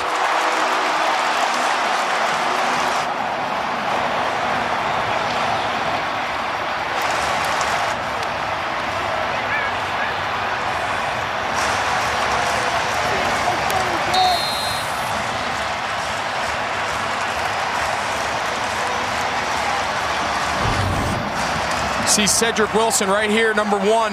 He goes out like he's gonna stalk for the flat route, and nobody carries him. Great play design. You can sense Dallas has just taken full control of this game. The crowd is loving it. Kind of running away with it here. Dak Prescott has 3 touchdown passes in the quarter. 4 for the game. 23 yards to Cedric Wilson. But of course, it was the turnovers that got this team going, just like last week. Trayvon Diggs the pick, and then a dart to Wilson and a spin to the end zone. 23 unanswered for Dallas. The UPS Store can help your One defense coming into today has gotten obliterated in the third quarter, and obviously the turnover set that up. But you see 23 unanswered points for Dallas. See the run game. They had allowed nothing on the ground, but getting torn up today on the ground, among other things. Dak Prescott tying a career high, 4 touchdown passes, 3 of them in the quarter. It's Dallas offense. They could just explode on you like that. And all of a sudden, they run out to a 33-14 lead. Still a lot of time to go in this. 2:17 to go in the third. So what Dallas is selling here is Dalton Schultz to the flat, and then we got block. But what they're going to do is after they sell the block, we're going to get route. Dak's going to pump it, and you see Cedric Wilson. Once the 2 defenders jump the flat, he's wide open up the seam. Spin move to avoid the free safety. Kellen Moore is in a great play calling rhythm right now. We talked about how hard it is to stop this Dallas offense. They're firing on all cylinders right now. They're a handful.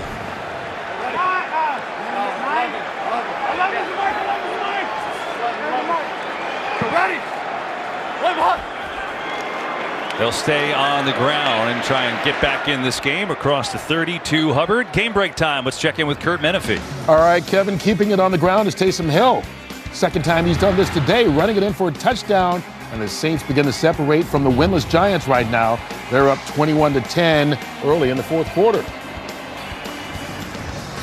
Appreciate that, Kurt. Dallas by 19 here. And I know you said a little while ago you got to stay with the game plan. Can you still do it? I think it's getting hard now. You find yourself down 3 scores. You feel the momentum slipping away. They need one of their marquee players right now to make a play. Try to recapture some of this game. Darnold, big drop, fires, knocked away. Anthony Brown, step for step with Robbie Anderson. He says no, no, no. And it brings up third down. It's a great job by Anthony Brown. You see there's a little space, what they call it. He's going to undercut the route. But what he does a great job is he uses his inside arm. So in the event he misses it, you can see his right arm secure the tackle. Inside arm. Watch him undercut this. Watch his left hand. Even if he misses, the right arm allows him to secure the tackle. That's really, really well played by Anthony Brown. 3rd and 3. Blitz coming. Darnold. That is it picked? Diggs has another one.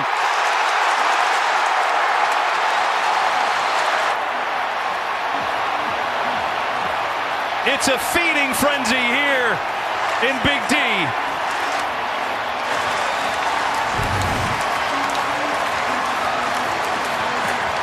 See how flat-footed he is, and the second he feels DJ Moore put the brakes on, he's just driving. He understands the down, he understands the distance, field possession.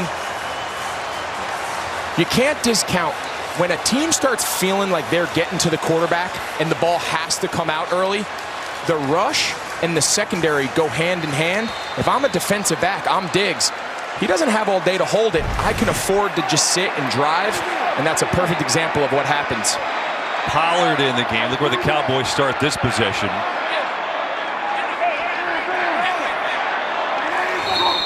29, and we get a whistle. False start. Offense, number 87. 5-yard penalty. Still first down. But the identity of this Cowboys team this year, well, there's been a few of them, right? But I mean, this defense, which, look, they were historically bad last year, so anything would have been an improvement. Well, this is the thing. They started building some momentum late, and this year they've taken it to another level. A straight game with 2+ takeaways. Diggs has 2 interceptions today. He's got 5 on the year. It's week 4. Pollard to the edge. Pollard just gets tripped up from behind by Jeremy Chinn. Otherwise, that would have been a home run ball. Feels like an avalanche now. It is. I mean, just well executed. You see big Connor Williams out in front. Jeremy Chinn saves what would have been a touchdown coming from his safety spot. They can just continue to come after you from so many directions. 2nd and 1. Pollard, little dance, tries to get outside, but Chandler is there. It'll be a 3rd down and 1. That may take us to the end of this quarter. What a quarter it's been for the Cowboys. 2 interceptions, 20 points, 3 touchdown passes from Dak Prescott.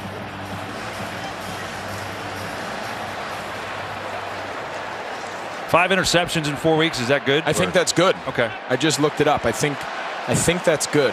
Feel good about it. But even that one, you just see the old receiver ball skills. He didn't catch it clean. There was some bobbling. There was some fighting. Him and DJ Moore were kind of wrestling. Looks like they're going hurry up here again.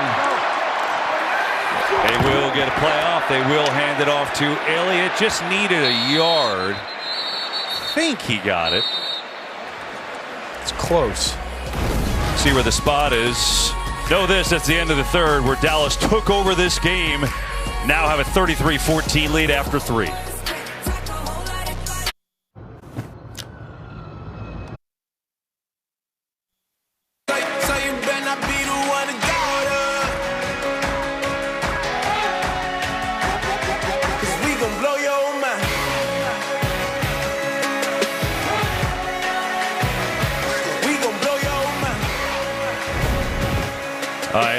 They are blowing people's minds. That was an unbelievable 3rd quarter. 2 interceptions by Trayvon Diggs, 20 points to none, and all of a sudden it's a 19-point game. Look at the 3rd quarter. I mean, Greg, this was a Carolina 1-point lead at the half. What happened? It just feels like a big uppercut. Yeah, it just ran into a little bit of a buzzsaw collectively. You know, the defense of Dallas making turnovers and getting the ball back, and their offense really being able to do whatever they want, both on the ground. 4th down here. They're going to go for it. Or at least give you the appearance they're going to go for it. There's a challenge flag on the other side of the field. Is Mike McCarthy going to challenge a spot from the last Elliott run? Dallas is challenging the rule of the field as the runner was down short of the line to gain. Okay. Well, I guess you got nothing to lose at this point.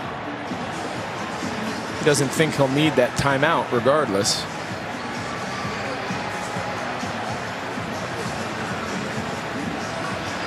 I mean, it was close. Didn't go back and look at it, to be completely honest, in the break. And now everyone's looking at it. They're all looking up at the big screen. I mean, how do you miss it? It's pretty easy to look up. Problem is nobody can see the big screen because you're standing directly under it. They're under it. Here we go. Why don't we just show you from our own replays? All right, so from there, I don't know that he got it. And again, that yellow line is unofficial, but we do a pretty darn good job with it.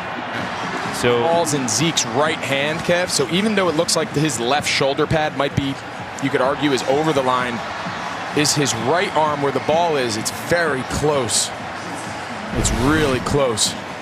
He always carries it in that right arm, always. Even if he's going to the other sideline. So always. In a case like that, I mean, just from those replays, I don't know that that's going to be overturned. After reviewing the play, the rule still stands. The ball carrier was short of the line of the game. Dallas has charged his first timeout and challenge of the half. You know what? She's having a good time no matter what. So there you go. And now because of that, they're going to kick the field goal. So I guess if you're the Cowboys, the way things have been going, you figure you got nothing to lose. Give it a shot on that replay. And they'll send out Greg Zuerlein here.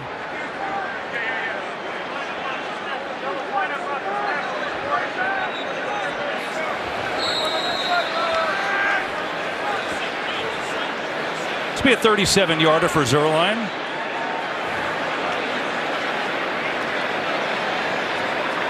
Make it a 22-point game. And he's perfect.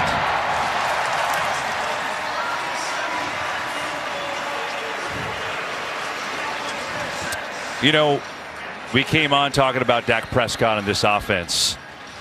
I feel like, you know, with everything that happened last year, you know, all questioned, how would he come back? Hopefully he's healthy. I feel like he's jumped up another level, and I know he was playing great before he got hurt, but this is sick right now. Which is almost hard to believe. Yeah. You know, prior to his injury last year, he was on record pace playing the quarterback position. Now, granted, he found himself last year chasing, playing from behind. The defense was really struggling.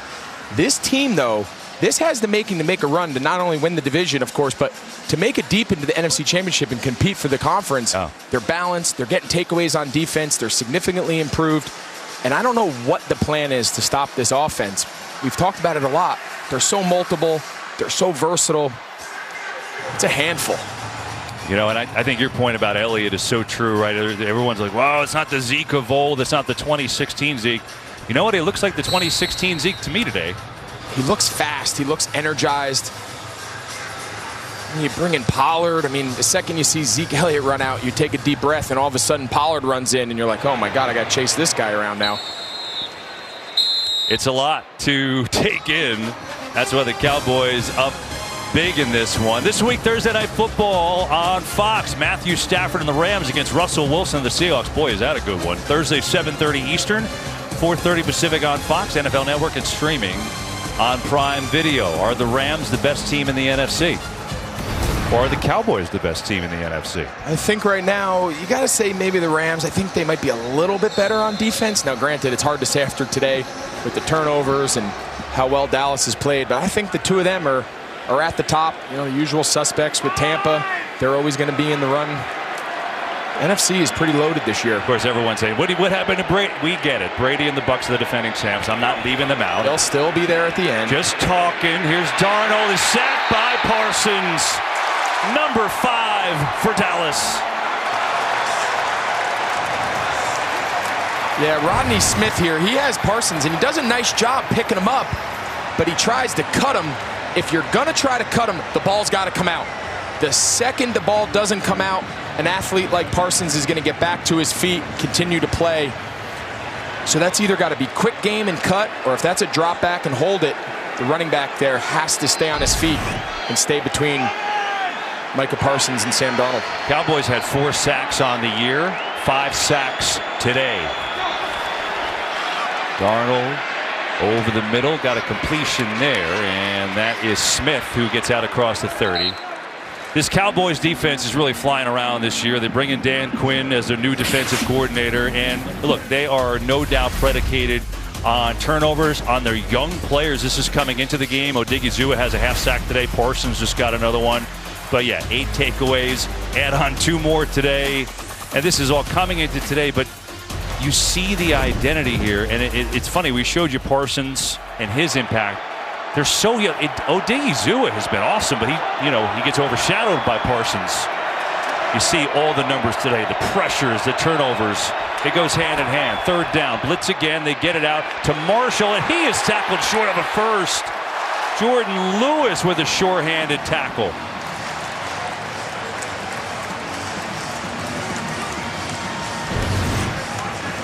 If he's short, it's a no-brainer. You got to go for it. Got no choice. Yeah, you got no choice here. You got to keep this alive.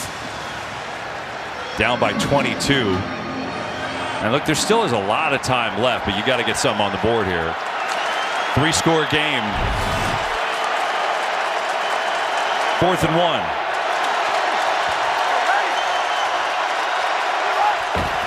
It's going to hand it off, and that's all they needed. It was Freeman who got the carry, and they'll keep the drive going.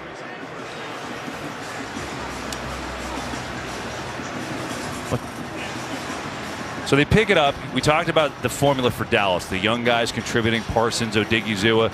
But I thought it was interesting, you know, you called me this week and I said, what'd you see on film? I said, I saw Dan Quinn, and this is not the defense he used to run. It's not. You know, everyone thinks of Dan Quinn from his days with the Legion of Boom and the single high and very basic coverages in Seattle. He brought a lot of that scheme with him to Atlanta. When I first put on the tape this week, I thought I'd see a lot of that carryover. And prior to talking to him, I said, this is not the Dan Quinn defense we've seen over the last 10 years or so in the NFL. Play clock winding down. I don't think they got the playoff.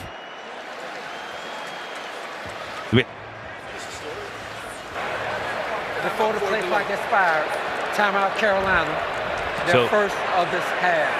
So Carolina calls a timeout before the clock expired. But more on Quinn. So a lot. He brought over some of the stuff, but you saw a lot of different things, multiple. He said last year when he was let go down in Atlanta, he found himself, unfortunately, with a lot of free time.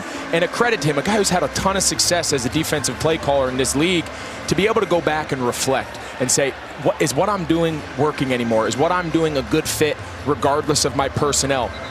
And give him credit. He's a lot more multiple in his fronts. He's a lot more multiple in his blitz packages, his coverages.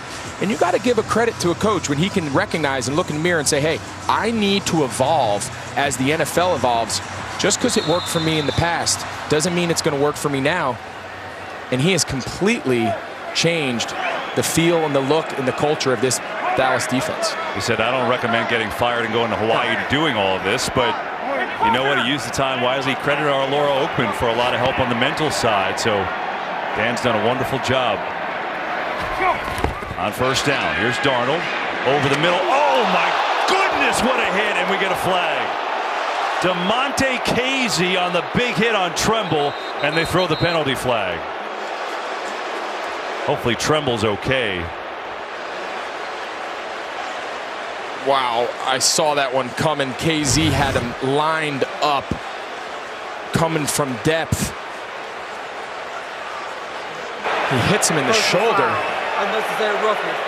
Contact on a defenseless player. Defense, number 18. 15-yard penalty. Automatic. First down. You know, that sure looks like a legal hit, and shoulder to shoulder, right? It was shoulder to shoulder. I think the only thing they could probably say, we should ask Dean, does KZ kind of launch himself? You see him, he kind of comes off the ground in live action. Anytime a player launches himself, you see the head snap back. But yeah, on replay, it looked like he went shoulder to shoulder. Now, I will say, I get it in real time as an official. It's so impossible to tell the difference, right? The guy launches. Here's Hubbard off the screen. Hubbard has a first down inside the 40 of Dallas. Dean, what's your take there? And I just said, I don't know if you heard, but I know it's impossible real time sometimes to see this as your official on the field, but what's your take on what they saw there? Yeah, I think you're right. In real time, it is hard. It's a big hit. You see some contact up in that head neck area. Ultimately, to me, it's not a foul. He doesn't get him in the head neck. The launch would be a foul if there was contact with the helmet, but there's no contact shoulder to shoulder. To me, it's a legal hit. Okay, Greg, so you were on it. Dean, appreciate the clarification. What it is. I wonder if at some point, I'm sorry, Kevin, you almost wonder at some point, will they make those reviewable? You know, those are huge plays in the impact of the game. There's Darnold over the middle. Smith's got it, diving down. And it'll be a second down for Smith. Yeah, I mean, look, you can see both. I mean, if you're a defensive player, you're like, man, I did everything right. Perfect tackle. But again, if you're on the field, you can't, like, how fast that is. And just with, it looks bad, right? It looks really violent. The head snaps back. You just assume there's contact to the head or neck area. In that case, there wasn't. Meanwhile, Carolina's trying to stay in this game here. They need 3 scores at least. Get it over the middle, just kind of taking their yards. Smith again's got a first down with 10.5 to play. He's going to go a little hurry up here, try to find some tempo, find some rhythm. You can sense Darnold feels that pressure. He's really fast getting the ball down to his check down. That last one to Rodney Smith, the running back, number 20. First down. Darnold, 3-man rush. Coming near side. Anderson makes a catch, makes a cut, and he's going to be stopped there by Brown. But it's going to be another first down. He's inside the 15, and now Anderson is slow to get up. Oh, there he goes. Right, just of note, Trayvon Diggs hasn't been on the field this whole drive. Maurice Kennedy has been playing for him, number 31. Don't know if there's anything to it, but there he is, Kennedy on the top side.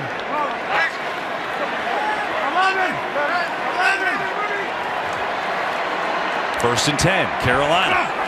Trying to punch it in, get a little closer. They throw it far side. Zylstra catches with a stiff arm against Kennedy, and he's out of bounds inside the 10. Got to get him down near the 7. Yeah, I didn't see Diggs on that last possession come up lame. He seemed like after the second pick, he was feeling pretty good. You see him there. You got to imagine something's wrong for him not to be out there, but he seems like he's pretty happy.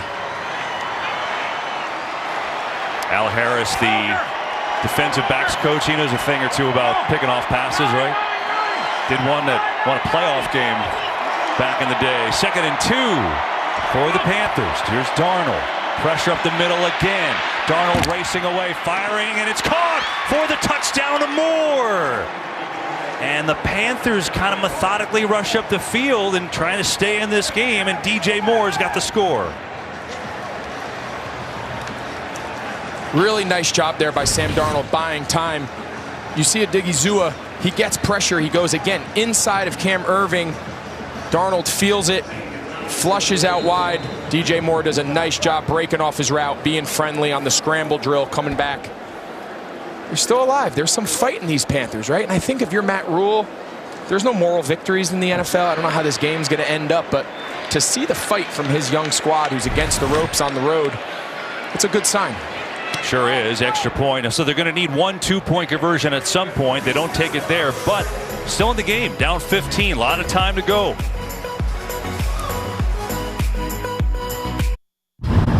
Singing and driving. Playing. It's a WWE coronation when the King of the Ring and the inaugural Queen's Crown Tournament kick off the season premiere of Friday Night SmackDown, live at 8 Eastern on Fox. Well, at the height of the COVID-19 pandemic, some cancer screenings declined by 90%. Now doctors are diagnosing later stage cancers, which could have been detected sooner. So don't wait. Remind a loved one and talk to your doctor about getting screened. It takes all of us to intercept cancer. Visit NFL.com/crucialcatch to learn more. Back here in Arlington, 36 Cowboys by 15 after a dominating third quarter, but the Panthers just put one on the board, so they're still in this game. So now you look at Dak Prescott and the mojo of Mike McCarthy, the machine that Dak goes to, you know, tapping into the history of this great franchise. He's like, where do I go here? Try to get this team back to the Super Bowl. Do I go to Jimmy Johnson's great teams in the 90s, you know, Troy and the triplets? You never can go wrong with that. That worked pretty well last time I checked. Or do I go back even further to Tom Landry and Roger Staubach? Maybe I use a little of both to get us back. So far, the mojo today, 4 touchdowns for Dak Prescott. Now he's trying to ice this game.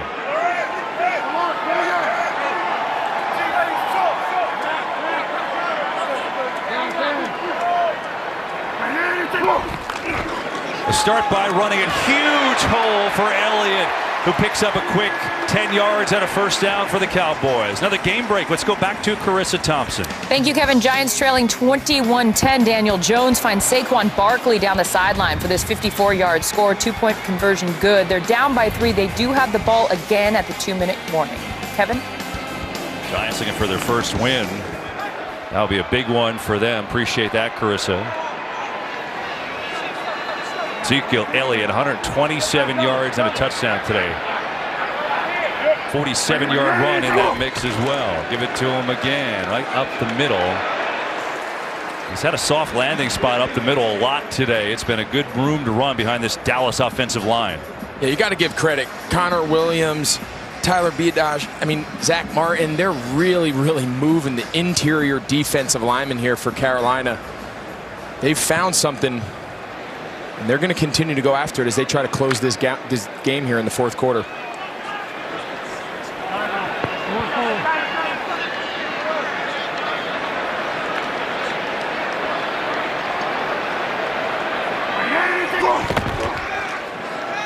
Elliott Elliott still working across the 40. Bring up third down and short. You saw that graphic, 212 yards rushing against a Panthers team that had allowed 45 yards per game. Yeah, sometimes, early in the season, stats can be a little misleading, right? It depends on who you play, when you play them, what the other team emphasizes each week. We knew coming in, this was not your typical running game that you're trying to stop, and Dallas has pretty much been able to do whatever they want, especially in the run game. That being said, they're only 2 of 7 on third down. If there's an area to find that they haven't been great. Third down here, Prescott airing it out, going for Lamb, and just overthrew him. Lamb was fighting there with Dante Jackson. And it'll bring up a fourth down. Got an injury update. Let's go down to Pam. Hey, Kevin. Yeah, the word on Trayvon Diggs is that it's player management. It's basically giving the guy some rest. Back to you. Pam, I like, can I use that in like an everyday setting, like to my wife? I need some announcer management. Absolutely. I need some sideline reporter management. My feet are killing me. There you go. Got to get Pam one of these mats we have up here in the booth. They do wonders. You can't really transport them with her. We get a flag before this punt. Well, good to know that Diggs is fine. False start. Offense number 25. 5-yard penalty. Remains fourth down. Our real management, Greg, which is producer Pete Macheska and director Artie Kemper, says we got to go to break. In other words, shut up, announcers. Go ahead. After the punt, you can take us to break. We'll listen.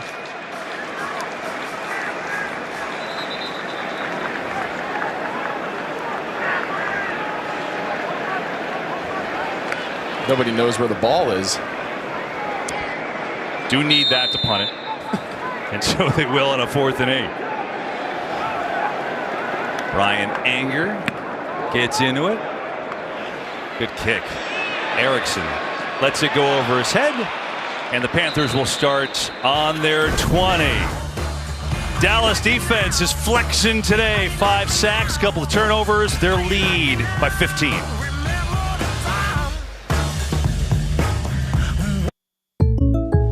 Jake from State Farm. You here to jam? Aaron? Second half, and you heard Pam say player management. But, Greg, this is a 2-score game. There's still a lot of time left in this game, and Diggs is not on the field right now. You surprised? I am a little bit. I mean, I understand they were up 22, maybe give them a blow on the last drive. Sam Darnold leads the Panthers down there. They score. Their defense forces a punt. They get the ball right back. All right. This guy's falling asleep. He's got to wake up. This game's not over. By the way, announcer management. My wife Rachel said you get it when you play golf anytime you want to. That's fair. I can't play that card. That's fair. Thanks for the idea, Pam. Glad she's watching. She is. 1st and 10. Here we go for the Panthers. Down by 2 scores. And it's Darnold. 4-man rush. Parsons coming. Gets rid of it. And he's been getting it to Smith quite rightly the last couple of times here. And Smith going to pick up 5, and here come the Panthers. They got to hurry it up, even though still time, but they only have, well, they've used all their timeouts. Certainly would like to have Christian McCaffrey back out there.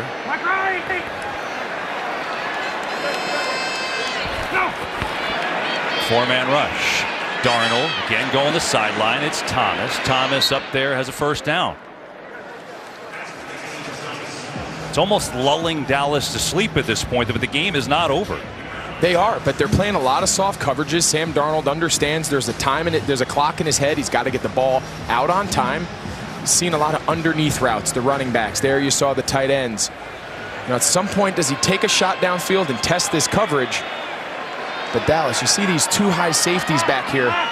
As long as they play deep like that, the underneath coverage is where they have some opportunities. And not blitzing, throwing far side. That was almost another interception. Brown had it too. It's another example. We talked earlier about Diggs. You see Brown here. He's just flat-footed at the top. They got to run by him. Make these guys, if you want to sit at the sticks and you want to drive, I'm going to throw it over your head.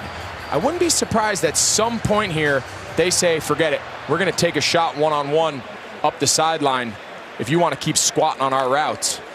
He's lucky that wasn't a pick. Brown knew it. So instead, 2nd and 10. 5:44 to go. Again, Panthers out of timeouts. Down by 15. This time blitz is coming. Darnold senses, rolls out. Can't find anyone, just going to run and take what he can get. And he's out across the 35. They'll mark him out at the 37. He's got 7. Another game break. Back to Carissa Thompson. Thanks, Kevin. Giants, who trailed by 11 late in the fourth, got themselves into field goal range. Graham Gano, who missed one earlier in the day, right through the middle. 36 seconds left on the clock here. We are all tied up in New Orleans. Carissa, thanks. We'll keep tabs on that. So we told you Diggs is still not in the game. Maurice Kennedy, fifth-year player out of Virginia, has been the guy replacing him. You said go deep. Do you test him? I think you do. I think you try to. If you're Joe Brady now, you got a sense, where are the mismatches? Where are they playing maybe some backup players? You said it. He's one of them. Play clock winding down. It's at 0. They don't get it off. And they had no timeouts. They couldn't stop it. Delay of game. Offense. 5-yard penalty. Still third down. That's a huge mistake for Sam Darnold.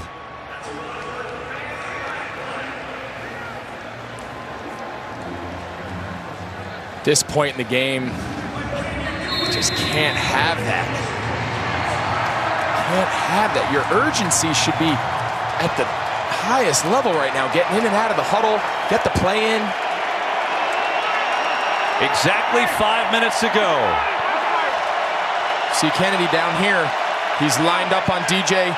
He's lined up on DJ Moore. Does he see that matchup and try to go to him? He's looking the other way. Darnold got a float on the other way. Has Anderson wide open, and he overthrew him. There was your shot. Darnold just missed it. And now a fourth down, and you got to go. Got to go for it here. I thought, again, just finding your mismatches. Now, he went to the top of the screen. Robbie Anderson with a little double move. He's got him. The touchdown. A touchdown.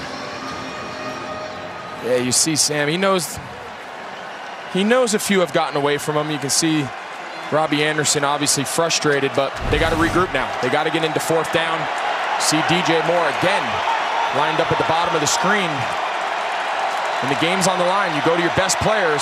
Today, that's been DJ Moore. Really the game. Blitz is coming. Darnold delivers. Caught for a first down and then some. Zylstra making a move. Look at this. There's nobody home. Down to the 20 and inside the 15. On 4th and 8, Brandon Zylstra delivers.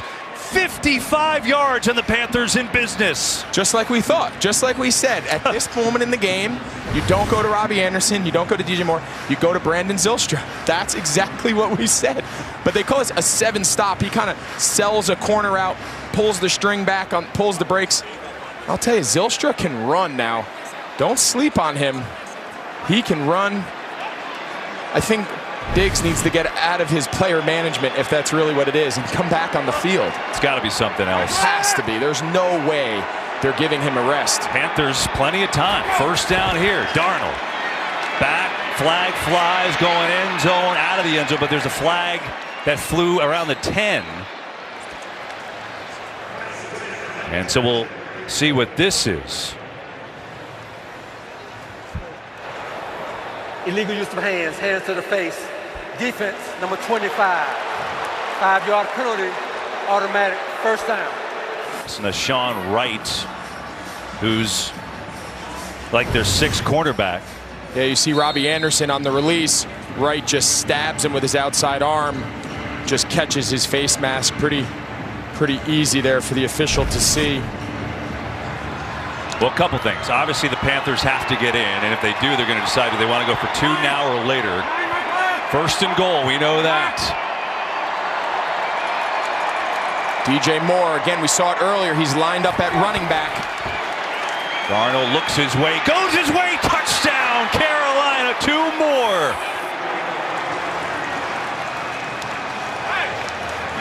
We showed you earlier in the broadcast, Kevin, they put him there. He ran a little option. He ran an outbreaking route. Now they came in here. They call that H option. That would be a Christian McCaffrey staple. But now they got him. He's going to come. He's going to square him up. He's going to cross face. Again, a lot of traffic. The defenders are running into each other. Tommy Tremble sets it with that burst release. That's a read. DJ can break out. We saw him do it earlier. He can break in. Just saw it on that last play, and we got ourselves a ball game now. Gonzalez for a huge extra point to make it a 1-score game. It's up and good. 36-28, 4:31 to go. Carolina can't stop the clock, though, so they've got to get a stop on defense. Is there a thing as getting up too big too early? Because it just feels like Dallas kind of went to sleep. They were up 22. It felt like the game was over. They did. I think they got a little complacent. I think they thought the Panthers were just going to lay down. They didn't. They were down 22, went down, scored a touchdown. Defense went out, forced a punt. They kind of just handed the ball off, run, eventually punted.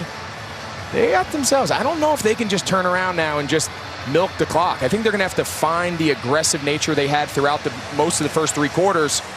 And they got to put the Panthers to bed, or they're going to keep fighting back. Try and finish the game. 8-point game, so Carolina would need a touchdown or 2, but they need a stop first for this Dallas offense, which has rolled up 394 yards. But their last possession, you talked about, they ran a few times. They only took 2 minutes off the clock. And keep in mind, 4th and 8.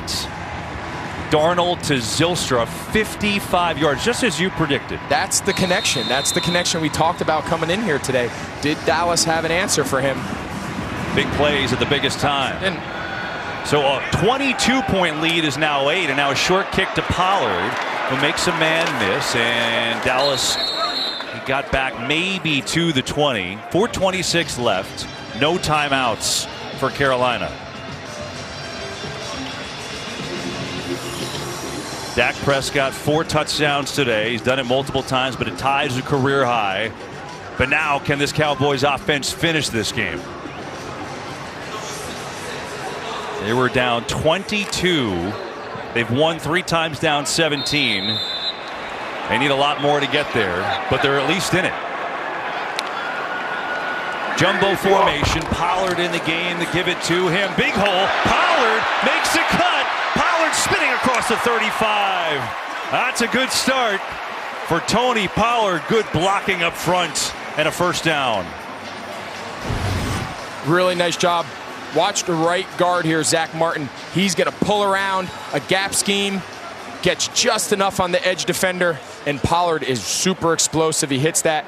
They needed that. We talked about, are they willing to just sit on the ball and milk the clock? Well, they ran it, but it turned into a chunk play. Probably see him run it again here. 232 yards rushing for the Cowboys. It's Elliott cutting back against the grain, and a big chunk here. Still pushing the pile. He's got 8. Huge chunks from the Cowboys' run game as they try to run this game out. You know, something that seemed at the moment kind of a hidden part of the game. In that one possession earlier in the second half, Carolina ended up using those 2 timeouts. You know, on the 4th down that they lined up the punt and then they ended up going. They've got to save those timeouts, and this is critical. And now here, if you're Dallas, milk this thing down. Don't snap the ball at 10 seconds. Snap the ball at 2 seconds, 3 seconds. Every second here matters when you're trying to end this game. And you see them selling out here. And now penalties, multiple. Too many men. 12 men in position. Defense. 5-yard penalty resulting in a first down. Well, you saw Morgan Fox. There was all kinds of confusion with Matt Rule trying to shove him back on the field, so that never felt right. Yeah, that's a critical error. You see Rule sending him out. But nobody came off. It's a critical error there at this point in the game, but this is it. They got to stop him here. One more first down, this is going to be tough. Haven't shown the ability to do it with this big formation in. They're just going to keep on running it to Elliott. Gets a yard. Yeah, without any timeouts, this is really what it comes down to. Dallas gets another first down. Essentially, it's going to be over.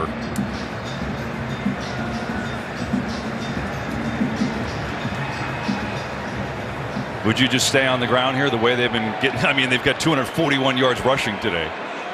Yeah, I think on this down, you're approaching the 2-minute warning. You know that's the only opportunity Carolina has to stop the clock.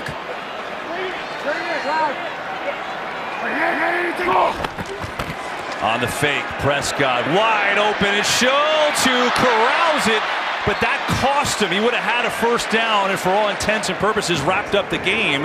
And now it's going to come down to a 3rd down play. They sold out against the run, and a really well-timed call there by Kellen Moore. Like you said, a better throw, a cleaner catch, and the game is over. Going to take the 2-minute warning here. It all comes down to this down. Well, Zeke's been running all day. One more first down. Dallas will win it. See if they can get it. We come back. 2-minute warning.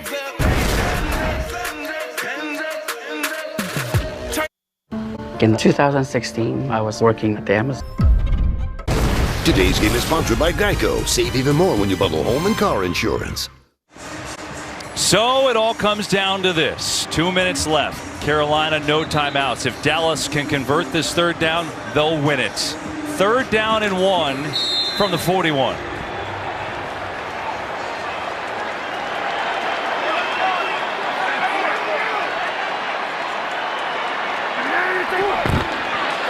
Elliott, a little option. Pollard, he's got it.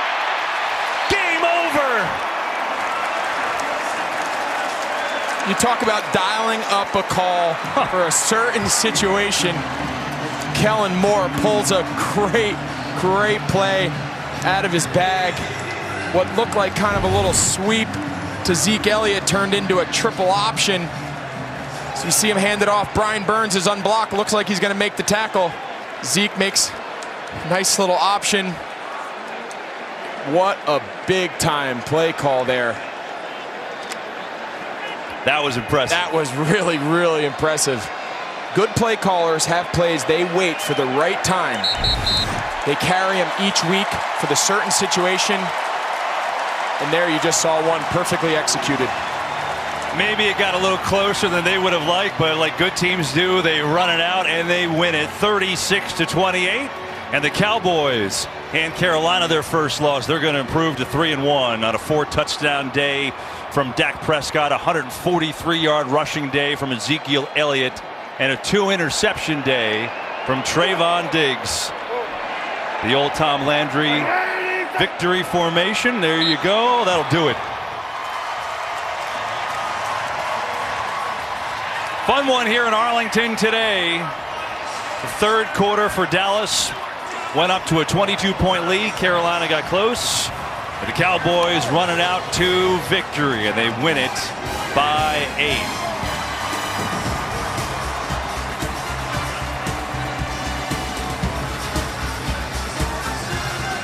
So for our entire NFL on Fox crew, Pam Oliver, Greg Olson, I'm Kevin Burkhardt. Thanks for watching. The Cowboys and the Panthers now both 3-1. The Dallas, the win by 8. We now bonus coverage. We head to Atlanta. Kevin Kugler, Mark Sanchez have the call with the Falcons and Washington. Goal line